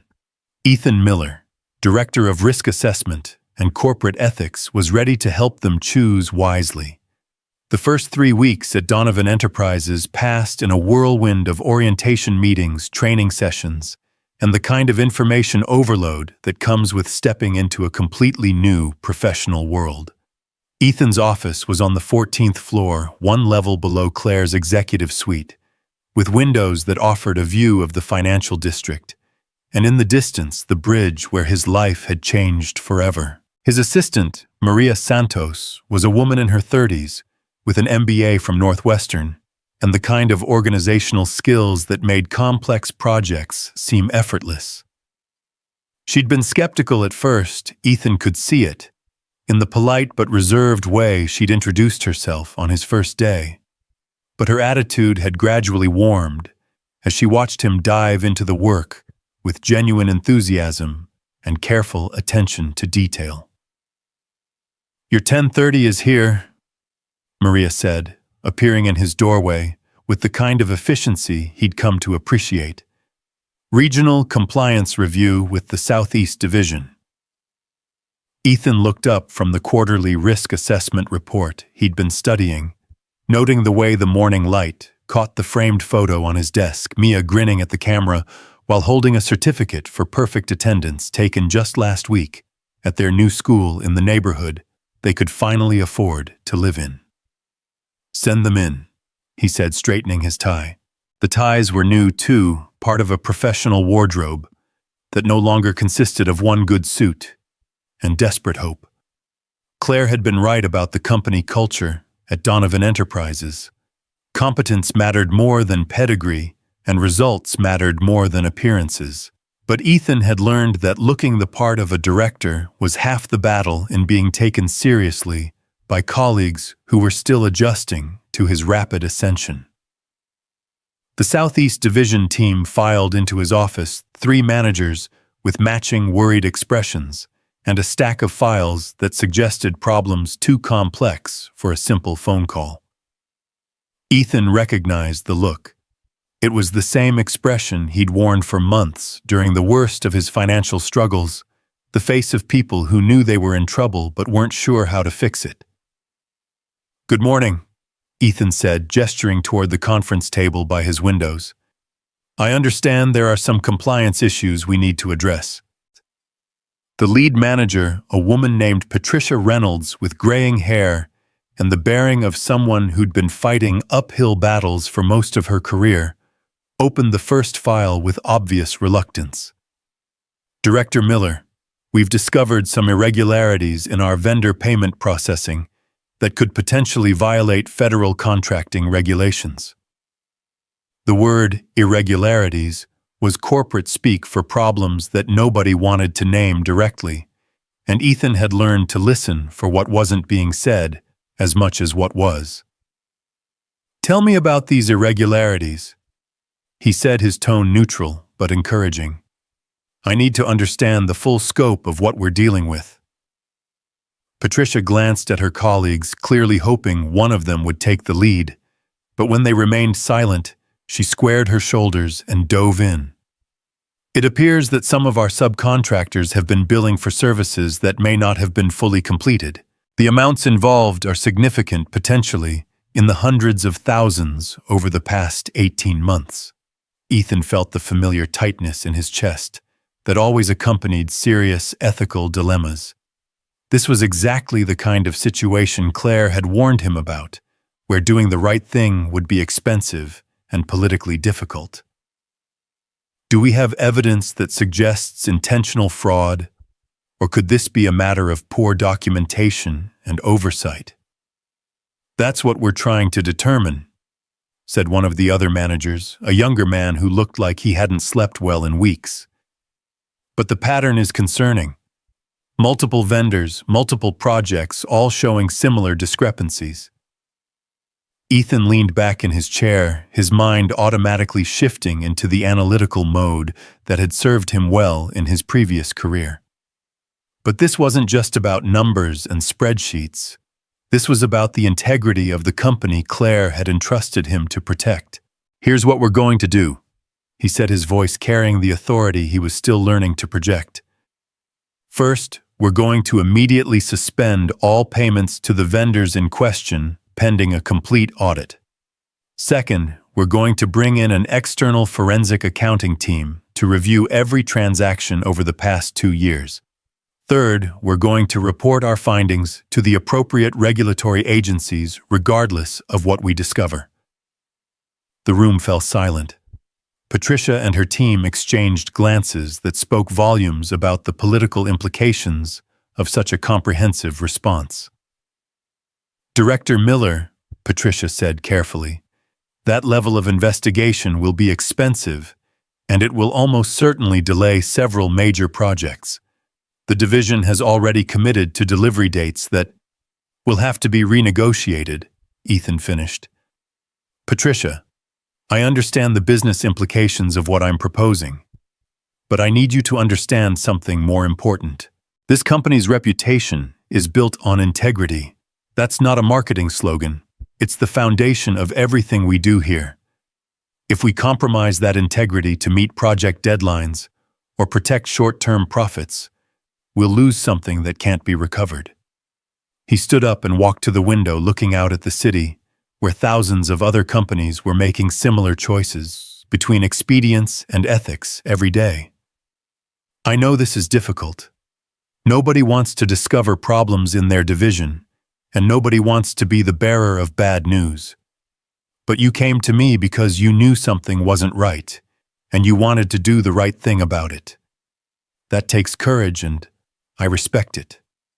Ethan turned back to face the team, seeing something shift in their expressions, relief perhaps, or recognition that they weren't going to be asked to sweep problems under the carpet. "Maria will help you coordinate with the external auditing team," he continued. "I want preliminary findings within 2 weeks, and I want to be briefed daily on your progress. And Patricia—" "Yes, sir. Thank you for bringing this to my attention, instead of trying to handle it internally. That's exactly the kind of ethical leadership this company needs." After the Southeast team left, Ethan sat alone in his office, staring at the stack of files they'd left behind. Each folder represented potential violations, possible fraud, and the kind of difficult decisions that separated companies with genuine integrity from those that merely talked about it in their mission statements. His phone buzzed with a text from Mia. "Hope you're having a good day at work, Daddy. Mrs. Peterson is teaching me how to make cookies after school. Love you to the moon and back." The message made Ethan smile despite the seriousness of the morning's revelations. Mia was thriving in their new life, excelling in her new school, making friends with the confidence that came from stability and security, growing into the remarkable young woman he'd always known she could become. Whatever challenges his job might present, whatever difficult decisions lay ahead, he was doing this for her. A knock on his door interrupted his thoughts. Maria appeared with another worried expression, though this one seemed more urgent than the usual schedule conflicts and meeting requests. "Director Miller, I just got a call from Claire's office.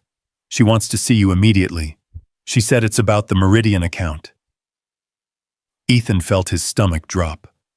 The Meridian account was one of Donovan Enterprises' largest clients, a multinational corporation that generated nearly $15 million in annual revenue for the firm. It was also, according to the preliminary research Ethan had been conducting, a company with some questionable business practices in their overseas operations. Did she say anything else? Just that it was urgent and confidential. Ethan grabbed his jacket and headed for the elevator, his mind racing through the possible scenarios that could prompt such a summons.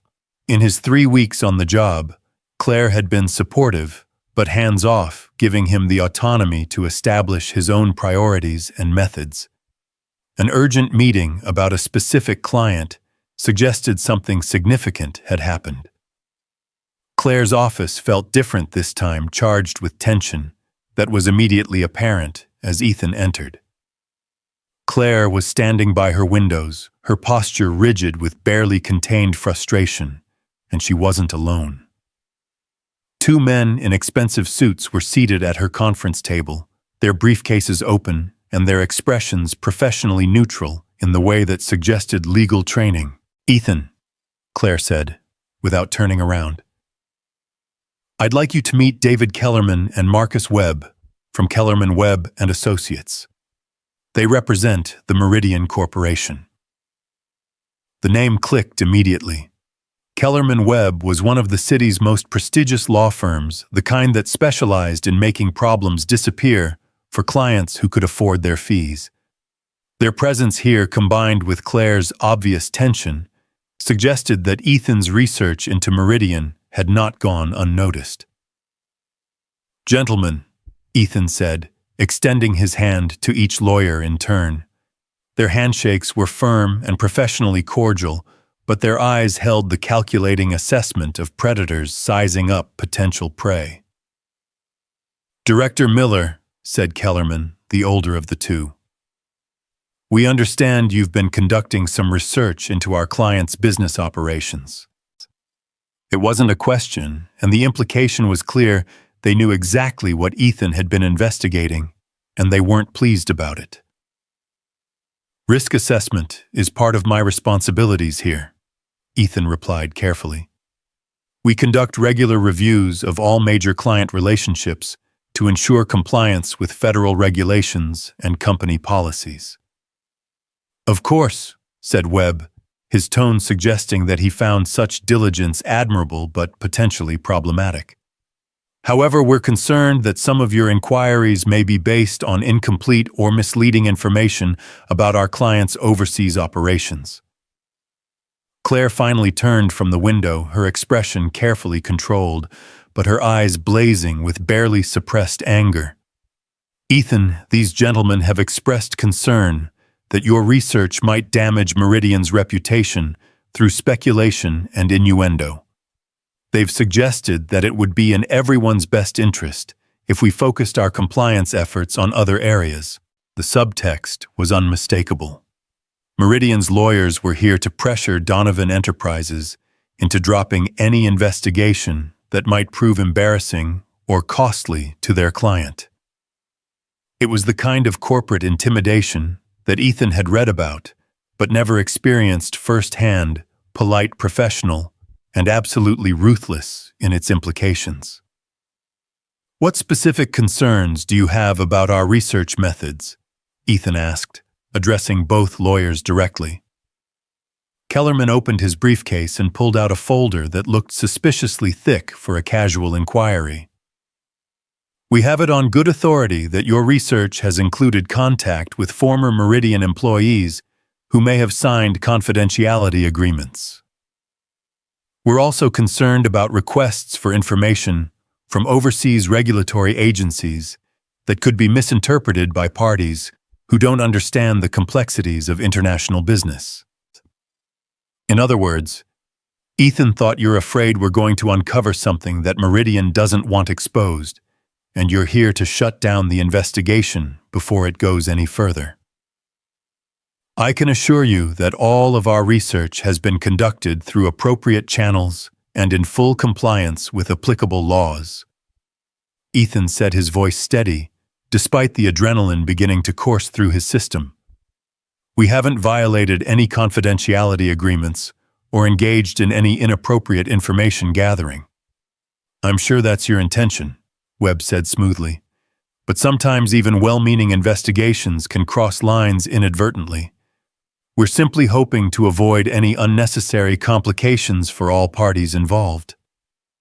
Claire moved to join the conversation at the conference table, her presence adding weight to whatever was about to be said. "Gentlemen, I appreciate your concerns, but I need to be clear about something. Donovan Enterprises takes its compliance responsibilities very seriously.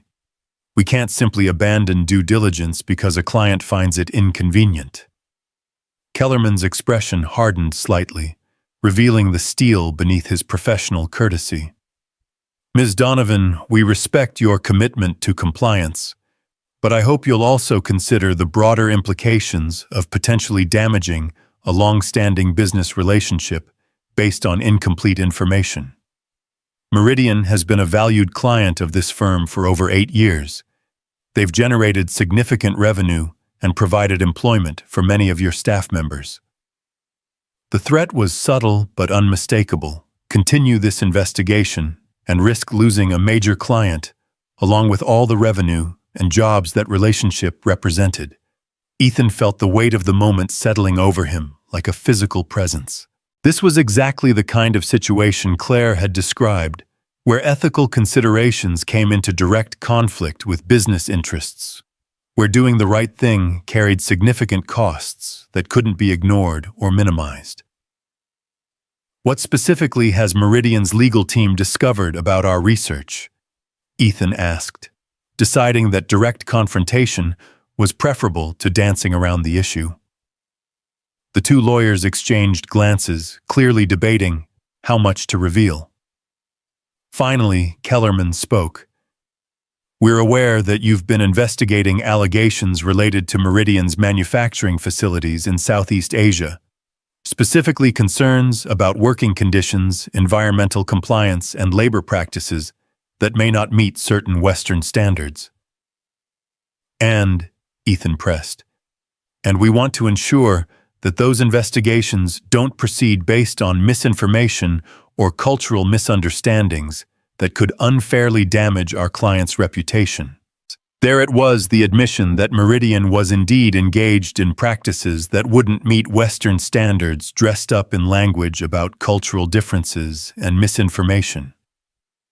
It was exactly the kind of moral relativism that allowed companies to exploit workers and damage environments while maintaining plausible deniability. Claire stood up, her decision apparently made. Gentlemen, I think we've heard enough. Mr. Miller, could you please escort our guests to the elevator? I believe our meeting is concluded.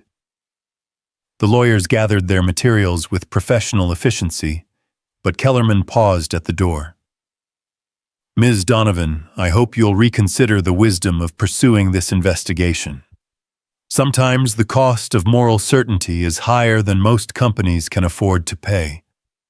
After the lawyers left, Claire and Ethan sat in silence for several minutes, the weight of the confrontation settling between them like dust after an explosion. How much do you know about Meridian's overseas operations? Claire asked finally. Enough to know that their lawyers wouldn't be here if there weren't serious problems to hide, Ethan replied. The pattern is classic facilities in countries with minimal labor protections, environmental standards that would be illegal in the United States, working conditions that would constitute human rights violations if they occurred here. Claire nodded grimly. I suspected as much. Meridian's been pushing for expanded contracts with us, and their profit margins have been suspiciously high for the type of work they claim to be doing. When margins are that good, it usually means someone else is paying the real cost. What do you want me to do? Claire looked out her window at the city below, at the thousands of people going about their daily lives, trusting that the companies they worked for and bought from operated with basic decency and integrity. I want you to continue your investigation. I want you to find out exactly what Meridian is doing, how they're doing it, and whether Donovan Enterprises can continue to do business with them in good conscience. Even if it costs us $15 million in annual revenue. Especially if it costs us $15 million in annual revenue. Money we make by turning a blind eye to human suffering isn't money I want to keep. The investigation took 4 more weeks of careful, methodical research. Ethan worked with Maria to compile evidence from multiple sources, former employees, who were willing to speak confidentially, environmental impact studies from non-governmental organizations, labor rights reports from international monitoring agencies, and financial records that painted a clear picture of Meridian's true business model. The findings were worse than Ethan had expected. Meridian's Southeast Asian facilities operated with working conditions that bordered on slavery, 16-hour shifts, wages below subsistence-level safety standards that resulted in regular injuries and occasional deaths. Their environmental practices were equally appalling, with toxic waste being dumped directly into water sources used by local communities. Most damning of all was the evidence that Meridian's executives knew exactly what was happening in their overseas facilities. Internal memos discussed the cost savings generated by flexible labor arrangements and streamlined environmental protocols. The human and environmental costs were treated as acceptable externalities in pursuit of maximum profit. Ethan compiled his findings into a comprehensive report that ran to over 200 pages, complete with photographs, financial analysis, and recommendations for immediate action. As he prepared to present the report to Claire, he thought about the Meridian lawyer's warning about the cost of moral certainty. They were right, of course. Doing the right thing was going to be expensive. Donovan Enterprises would lose a major client, several employees would need to be reassigned or potentially laid off, and the company's quarterly earnings would take a significant hit. But as Ethan looked at the photographs of workers in Meridian's facilities, young people who looked barely older than Mia working in conditions that no human being should have to endure, he knew that some costs were worth paying. The presentation took place in Claire's office on a Friday afternoon, with the autumn sunlight streaming through her windows and casting long shadows across the conference table where Ethan's report lay open between them. Claire read through the executive summary in silence, her expression growing darker with each page. When she finished, she sat back in her chair and was quiet for a long moment. "Jesus," she said finally, her voice barely above a whisper. "I knew it was bad, but this—" "It's systematic exploitation," Ethan said. "Every cost saving in their operations comes from treating human beings as disposable resources. There's no way to continue doing business with them without becoming complicit in what amounts to modern slavery." Claire stood up and walked to her window, looking out at the bridge where their partnership had begun with an act of selfless courage. "What's your recommendation?" "Immediate termination of all contracts with Meridian Corporation. Full disclosure to relevant regulatory agencies, and a comprehensive review of all our other major clients to ensure we're not inadvertently enabling similar practices elsewhere." "Do you understand what you're asking me to do?" Ethan, Meridian represents nearly 12% of our annual revenue. Losing them will mean layoffs, reduced bonuses, and possibly canceling some of the employee programs we've worked years to build. Ethan had been expecting this conversation, had prepared for the moment when theoretical ethics would collide with practical business concerns. But now faced with the reality of what his recommendation would get, he felt the full weight of leadership in a way he'd never experienced before. "I understand exactly what I'm asking," he said quietly. "I'm asking you to choose between money and human dignity. I'm asking you to accept short-term financial pain to avoid long-term moral compromise. I'm asking you to be the kind of leader who puts principles before profits." Claire turned from the window to face him, her expression unreadable. "And if I say no?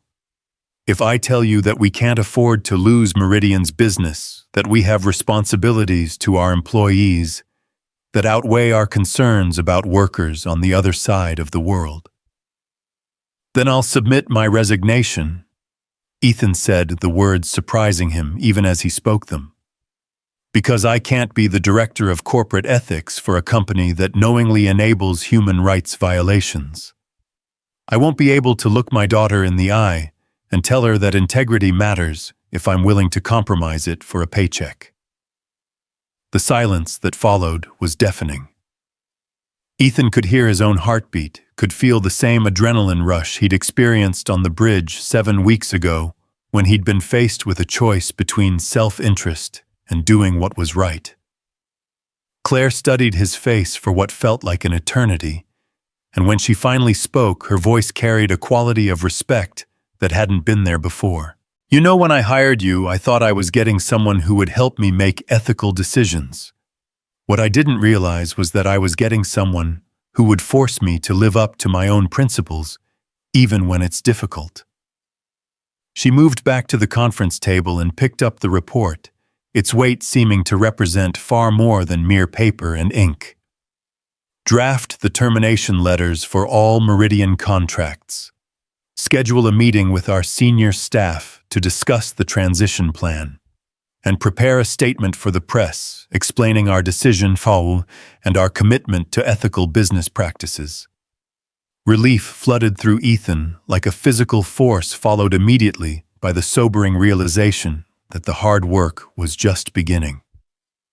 Ending the relationship with Meridian was only the first step in ensuring that Donovan Enterprises lived up to its values in every aspect of its operations. "There's one more thing," Claire said as Ethan gathered his materials. "I want you to present your findings to the full board of directors next month. They need to understand not just what we're giving up, but what we're gaining by making this choice." As Ethan left Claire's office that afternoon, he felt a sense of satisfaction that went far deeper than professional achievement. For the first time since Sarah's death, he felt like he was exactly where he was supposed to be, doing exactly the kind of work that mattered. The phone call came at 8 o'clock that evening, just as Ethan was helping Mia with her homework at their kitchen table. The caller ID showed David Kellerman's number, and Ethan briefly considered not answering. But avoiding difficult conversations had never solved anything, and he suspected Meridian's lawyers weren't going to simply disappear into the night. "Ethan Miller. Director Miller, this is David Kellerman. I hope I'm not calling at an inconvenient time." The lawyer's tone was different now, less professionally cordial, more direct and businesslike. Word had apparently reached Meridian about Donovan Enterprises' decision. "What can I do for you, Mr. Kellerman?" "I think you know why I'm calling.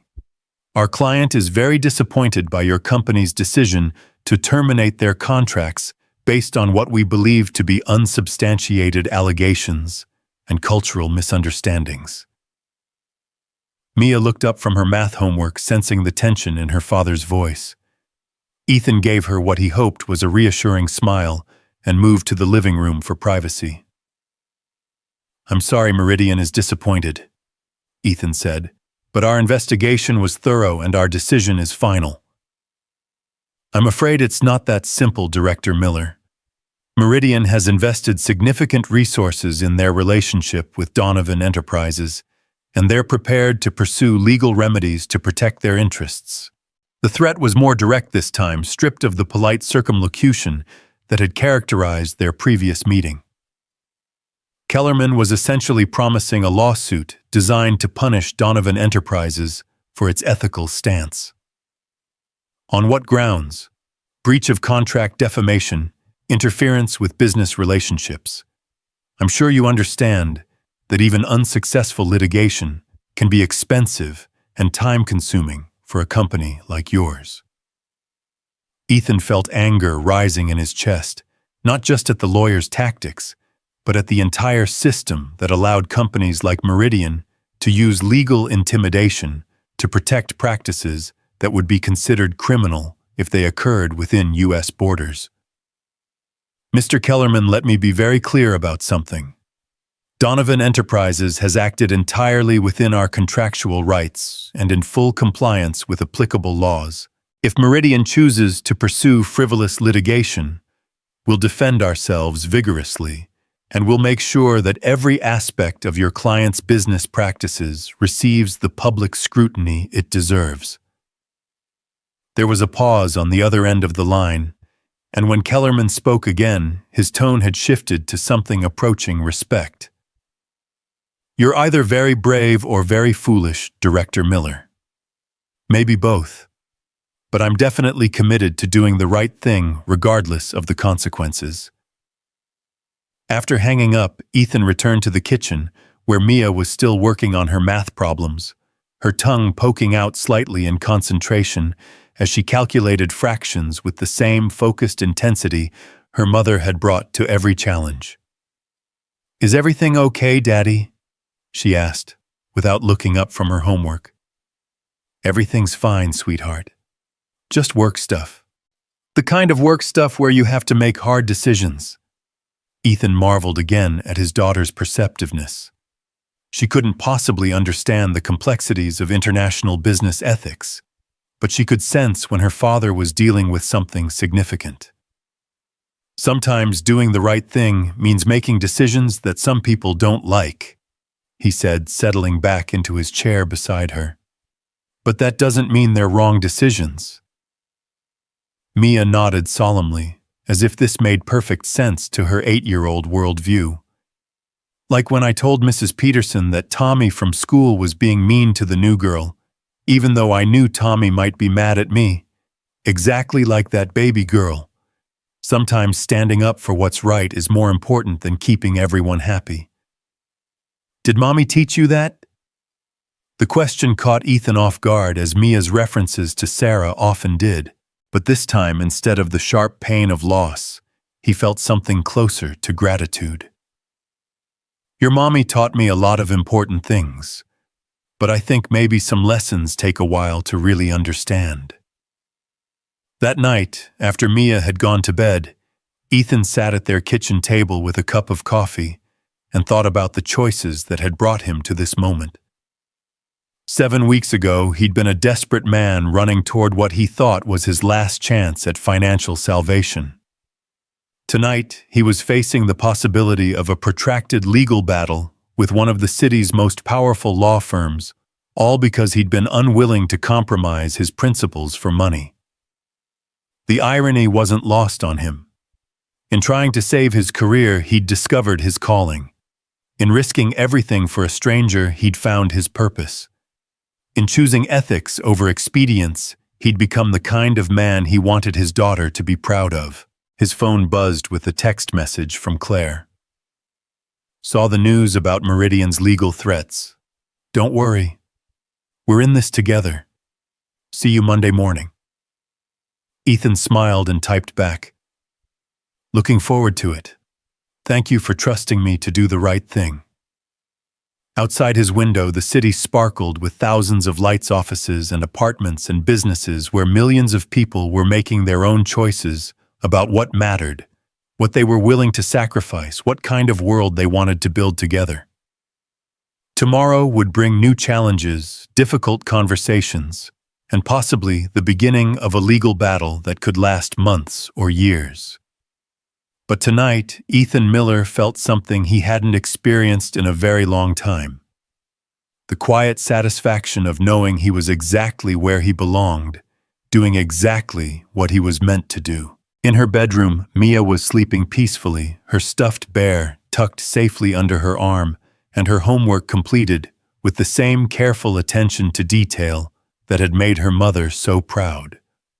She was growing up in a world that was sometimes cruel and often unfair, but she was also growing up with the example of a father who chose courage over comfort, principle over profit. That had to count for something. That had to be worth whatever came next. The legal battle with Meridian Corporation lasted 8 grueling months.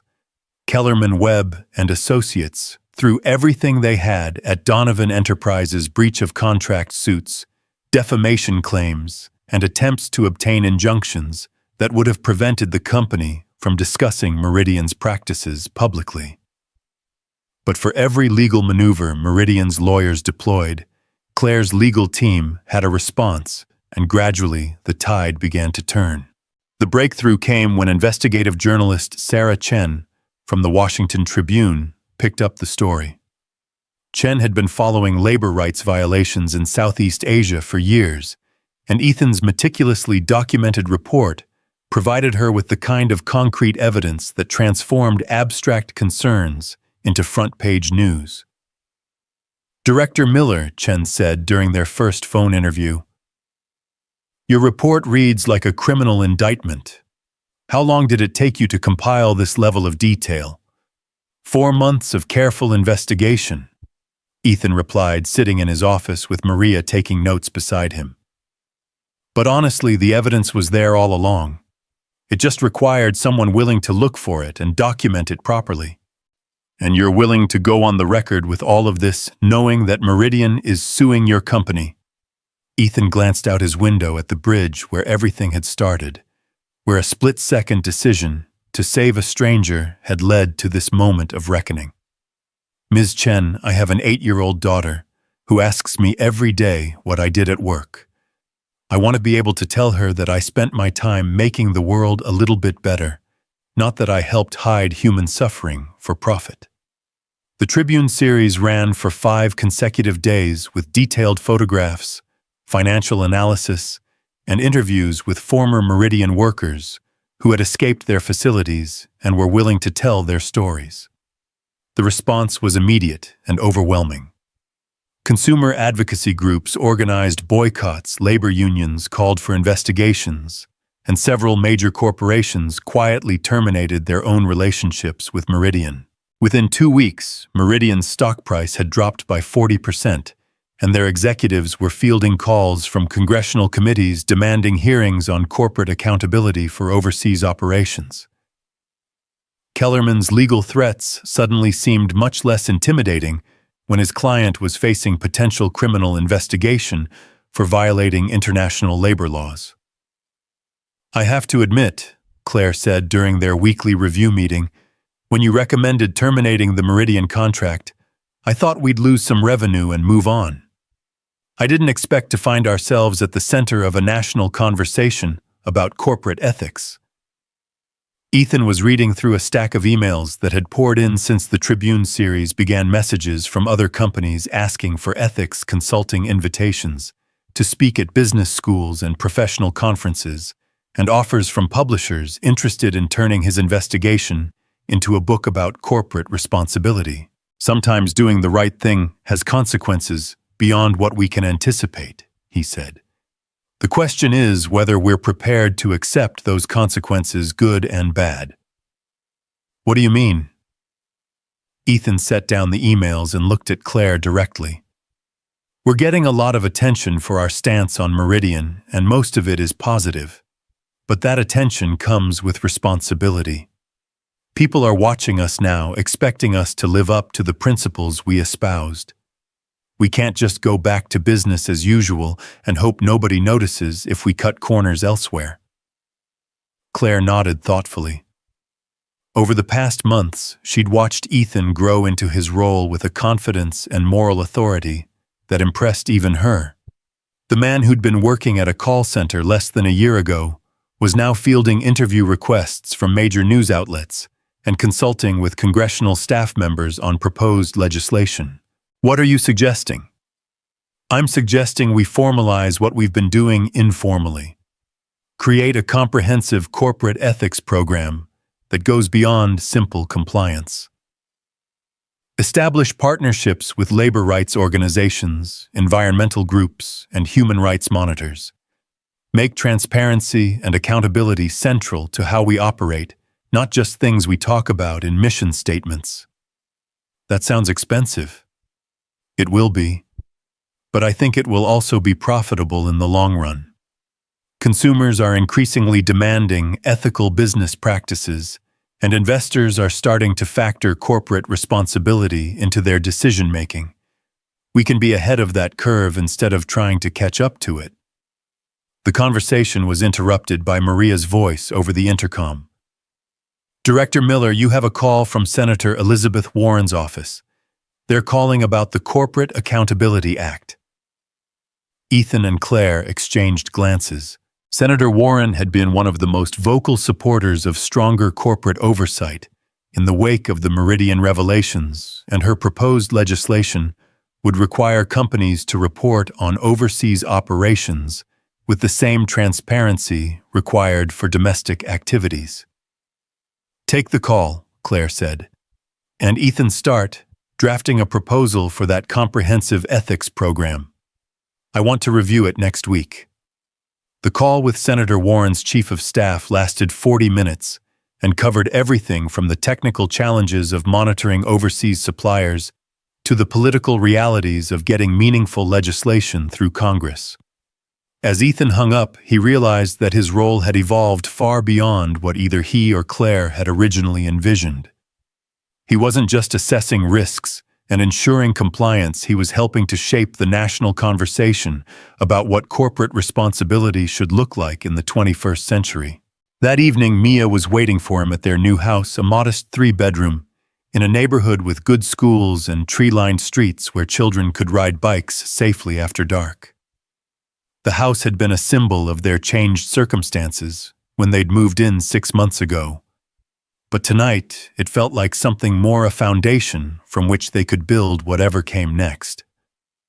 "Daddy, Mrs. Chen from the newspaper called," Mia announced as soon as Ethan walked through the front door. "She wants to interview me about what it's like having a daddy who fights bad companies." Ethan paused in hanging up his coat, processing the idea that his 8-year-old daughter was now considered newsworthy by one of the country's most respected journalists. "What did you tell her?" "I told her I'd have to ask you first, but that I'm very proud of you for helping people, even when it's hard." The simple statement hit Ethan with unexpected force. For so long, he'd worried about providing for Mia, about being the kind of father she could respect, about living up to Sarah's memory. But here was his daughter speaking with the quiet confidence of a child who'd never doubted that her father was a good man doing important work. "Are you comfortable talking to a reporter?" Ethan asked, sitting down beside Mia on their living room couch. "You don't have to if you don't want to." "I want to," Mia said firmly. "I want other kids to know that their parents can make a difference too, even when it seems scary or hard." The interview took place the following Saturday in their living room, with Sarah Chen asking thoughtful questions designed to elicit genuine responses from a child without putting words in her mouth. Mia spoke about watching her father struggle after her mother's death, about the morning he'd left for his important interview, and about how their lives had changed since he'd started his new job. "What's the most important thing your daddy has taught you?" Chen asked near the end of the interview. Mia considered the question seriously, her face scrunched up in concentration, the way it always did when she was working through a complex problem. "That doing the right thing isn't always easy, but it's always right," she said finally. "And that sometimes good things happen when you help other people, even if you don't expect anything back." The article that resulted from the interview ran on the Tribune's Sunday front page with a photograph of Ethan and Mia reading together in their living room, beneath the headline, "The Ethics of Everyday Heroism." It was picked up by news outlets across the country and shared millions of times on social media, turning the Meridian story from a business ethics case study into a human interest story about courage, integrity, and the power of individual action. The response was overwhelming. Ethan's office was flooded with letters from readers, invitations to speak at schools and universities, and requests for consulting services from companies that wanted to avoid their own Meridian scandals. More importantly, the story seemed to resonate with people who were struggling with their own ethical dilemmas, who needed examples of ordinary people making extraordinary choices. "I never expected any of this," Ethan told Claire during one of their weekly meetings, gesturing at a stack of speaking requests that had arrived that morning. "When I took this job, I thought I'd be reviewing contracts and filing compliance reports. Life has a way of putting us exactly where we need to be," Claire replied, echoing the words Mrs. Peterson had spoken to him on that terrible morning almost a year ago. "The question is, what you want to do with this platform you've been given." It was a question Ethan had been grappling with for weeks. The attention was flattering, but it was also demanding and sometimes intrusive. More than once, he'd had to explain to persistent reporters that his daughter's privacy was non-negotiable regardless of public interest in their story. "I've been thinking about writing a book," he said finally. "Not about the Meridian case specifically, but about the broader question of how individuals can make ethical choices in complex systems, how ordinary people can maintain their integrity even when the pressures to compromise are enormous. That sounds like a book the world needs to read. The advance would be enough to set up a college fund for Mia and maybe help Mrs. Peterson with some of her medical expenses. But more than that, I think it might help people understand that ethical leadership isn't just for CEOs and politicians. It's for anyone who has to make choices about how they want to live and work. The conversation was interrupted by Maria's voice over the intercom, but this time her tone was different, excited rather than businesslike. Director Miller, I have David Kellerman from Kellerman Webb on the phone. He says Meridian Corporation wants to discuss a settlement. Ethan and Claire looked at each other across the conference table, both recognizing the significance of the moment. After 8 months of legal warfare, Meridian was finally ready to wave the white flag. Put him through, Ethan said, activating the speakerphone. Director Miller, Ms. Donovan. Kellerman's voice sounded tired, drained of the aggressive confidence that had characterized their earlier conversations. I'm calling to inform you that Meridian Corporation would like to resolve all pending litigation and move forward in a way that serves everyone's interests. What exactly are you proposing? Claire asked. Full dismissal of all lawsuits with prejudice, a public acknowledgement that Donovan Enterprises acted within its rights in terminating their contracts, and a commitment from Meridian to implement comprehensive labor and environmental reforms in all their overseas operations. The offer was more complete than either Ethan or Claire had dared to hope for. Not only would the legal threats disappear, but Meridian would be required to address the very problems that had prompted the investigation in the first place. What's the catch? Ethan asked, knowing that corporate lawyers never offered such sweeping concessions without significant motivation. No catch. Meridian's board of directors has decided that continuing this fight would be more costly than implementing the reforms. They want to rebuild their reputation and move forward as a responsible corporate citizen. After Kellerman hung up, Ethan and Claire sat in stunned silence for several minutes, processing the reality that their principled stand had not only survived legal challenge, but had actually forced meaningful change in Meridian's operations. You know what this means, Claire said finally. That sometimes doing the right thing actually works out. That and something more important. It means we've proven that individual integrity can still trump corporate power when people are willing to stand up for their principles. It means the system can still work when good people refuse to be intimidated. The settlement was finalized 3 weeks later, with Meridian agreeing to allow independent monitors access to all their facilities and to publish annual reports on working conditions and environmental compliance. It wasn't everything Ethan had hoped for, but it was progress, tangible improvement in the lives of thousands of workers who had been suffering in silence. The book proposal was accepted by a major publisher within days of submission, with an advance large enough to secure Mia's educational future and allow Ethan to establish a foundation focused on corporate ethics education. The working title was The Bridge to Integrity: How Ordinary People Can Make Extraordinary Ethical Choices, and Ethan planned to donate half the proceeds to organizations working on labor rights and corporate accountability. But perhaps the most satisfying development was the quiet transformation he observed in his colleagues at Donovan Enterprises. The Meridian case had become a touchstone for the company's values, a reminder that principles weren't just words on a mission statement, but guides for actual decision-making. Employees began bringing ethical concerns to Ethan's attention, more frequently confident that their voices would be heard and their concerns addressed seriously. It's like you've given people permission to care about more than just their paychecks, Maria observed during one of their planning sessions. They're proud to work here in a way that goes beyond job satisfaction.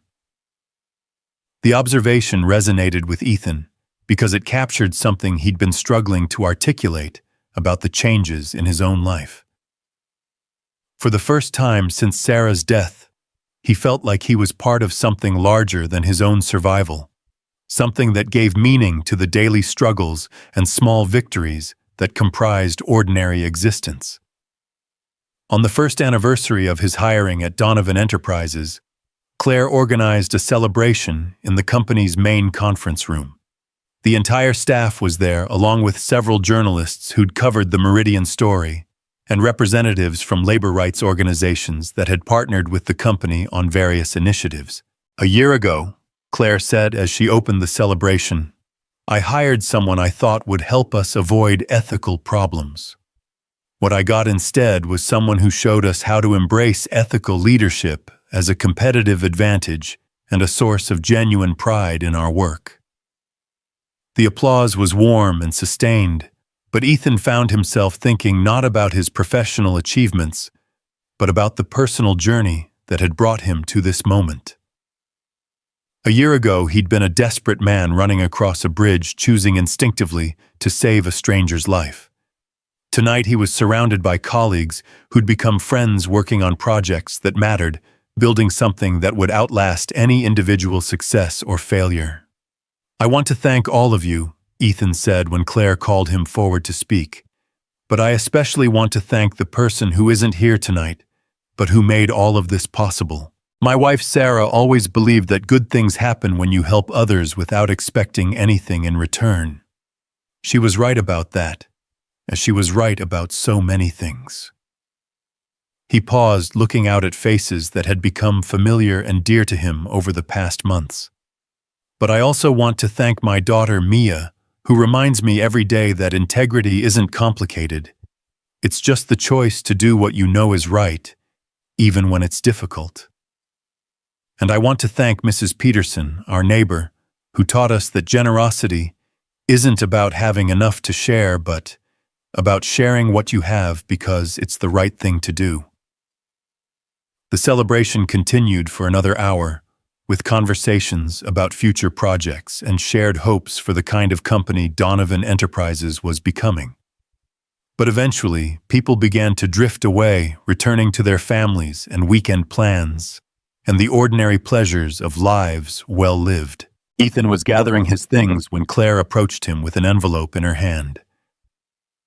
"I have something for you," she said, her expression mixing professionalism with genuine affection.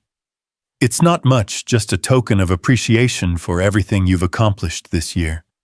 Inside the envelope was a photograph, a picture of the bridge where they'd first met, taken from Claire's office window on a clear autumn morning. The image captured the span of concrete and steel, where Ethan's split-second decision had changed both their lives forever. "I look at that bridge every morning when I come to work," Claire said quietly. "It reminds me that the most important moments in life often happen when we're not looking for them, when we're just trying to do the right thing without calculating the consequences." "Thank you," Ethan said, meaning it more than any simple phrase could convey. "For everything, for taking a chance on me, for supporting the Meridian investigation, for showing me what ethical leadership actually looks like in practice. I should be thanking you. You've turned this company into something I'm genuinely proud of, something that reflects the values I always hoped we could embody, but wasn't sure we had the courage to live up to." The drive home took Ethan past the bridge one more time, and he found himself slowing down as he crossed the span where everything had changed. A year ago, he'd been running across this bridge in a desperate attempt to salvage his failing life. Tonight, he was driving home to a daughter who was thriving, a house that felt like a true home and work that gave his life meaning beyond mere survival. At home, Mia was waiting up past her bedtime, ostensibly doing homework, but actually watching for his headlights in the driveway. She met him at the door with a hug that smelled like the lavender shampoo she'd started using, now that she was getting older and more conscious of such things. "How was your party, Daddy?" "It was nice, sweetheart. A lot of people said very kind things about the work we've been doing." "Are you happy with your job?" The question was simple, but it carried depths that Mia probably didn't fully understand. Are you happy, not successful or accomplished or financially secure, but happy? It was the kind of question that demanded an honest answer, the kind that children asked because they cared more about their parents' emotional well-being than their professional achievements. I'm very happy with my job, Ethan said, realizing as he spoke that it was completely true. I'm doing work that matters with people I respect for a company that stands for something important. That's more than most people get to say about their work. And we're not poor anymore. We're not poor anymore, baby girl. We have enough money for everything we need, and most of the things we want. More importantly, we have each other, and we have work that we can be proud of. That night, after Mia had gone to bed with her customary, "I love you to the moon and back," Ethan sat in his home office looking at the photograph Claire had given him and thinking about the strange journey that had brought him to this moment of contentment. On his desk was a letter that had arrived that morning from a college student in Seattle who'd read about the Meridian case and wanted to know how someone her age could make a difference in corporate accountability. Next to it was an invitation to speak at a conference on business ethics in Geneva, and beside that was a rough outline for the second chapter of his book. But what struck him most was how normal it all felt, how seamlessly extraordinary circumstances had woven themselves into the fabric of an ordinary life. He wasn't a crusader or a corporate whistleblower or any of the other dramatic roles that the media sometimes tried to assign him. He was just a father trying to do good work and raise his daughter with integrity, a man who'd discovered that ethical leadership was less about grand gestures than about daily choices to treat people with dignity and respect. His phone buzzed with a text message from an unknown number. "Mr. Miller, this is Patricia Reynolds from the Southeast Division. I wanted you to know that the compliance reforms you recommended have been implemented across all our operations. More importantly, the culture has changed. People feel comfortable raising concerns because they know they'll be heard and addressed seriously. Thank you for showing us that doing the right thing is always possible even when it seems difficult. You changed more than just company policy. You changed how we think about our work." Ethan smiled and typed back, "Thank you for having the courage to bring those problems to my attention. Real change happens when good people decide to speak up instead of staying silent. You made the difference. I just helped you find a way to act on your principles." After sending the message, Ethan walked through his house, checking the locks and turning off lights in the comfortable ritual of ending another day. In Mia's room, his daughter was sleeping peacefully, her homework completed, and stacked neatly on her desk, her favorite teddy bear tucked safely under her arm. She was growing up in a world that was still far from perfect, still filled with injustice and exploitation, and systems that favored the powerful over the powerless. But she was also growing up with the example of a father who'd proven that individual integrity could still make a difference, that ordinary people could still change systems that seemed immutable, that doing the right thing was not only possible but could lead to rewards beyond imagination. Standing in his daughter's doorway, watching her sleep in the security and comfort their new life provided, Ethan thought about the bridge one more time. Not as a symbol of the dramatic moment that had changed everything, but as a reminder that life was full of bridges, moments when you had to choose between the easy path and the right path, when you had to decide what kind of person you wanted to be, regardless of the consequences. Tomorrow would bring new challenges, new ethical dilemmas, new opportunities to choose integrity over expedience. There would be difficult conversations with clients, complex decisions about corporate partnerships, and the ongoing work of building a business culture that treated human dignity as non-negotiable. But tonight, in the quiet of a house filled with love and hope and the promise of tomorrow's possibilities, Ethan Miller felt something he hadn't experienced since Sarah's death. the deep satisfaction of a life well lived, work well done, and love well shared. Outside his window, the city sparkled with thousands of lights, offices and apartments and businesses where millions of other people were making their own choices about what mattered, what they were willing to sacrifice, what kind of world they wanted to build together. Some would choose expedience over ethics, profit over principle, self-interest over human dignity. But some would choose differently. Some would remember that integrity wasn't a luxury, but a necessity, that doing the right thing was not only possible but essential, that individual actions could ripple outward in ways that changed systems and saved lives and created hope where none had existed before. And in those choices, in that daily decision to treat each other with dignity and respect, regardless of the cost, lay the real bridge to a better world. Not a span of concrete and steel over a river, but a connection between who we are and who we aspire to become, between the world as it is and the world as it could be. Ethan Miller had crossed that bridge, and he was never going back.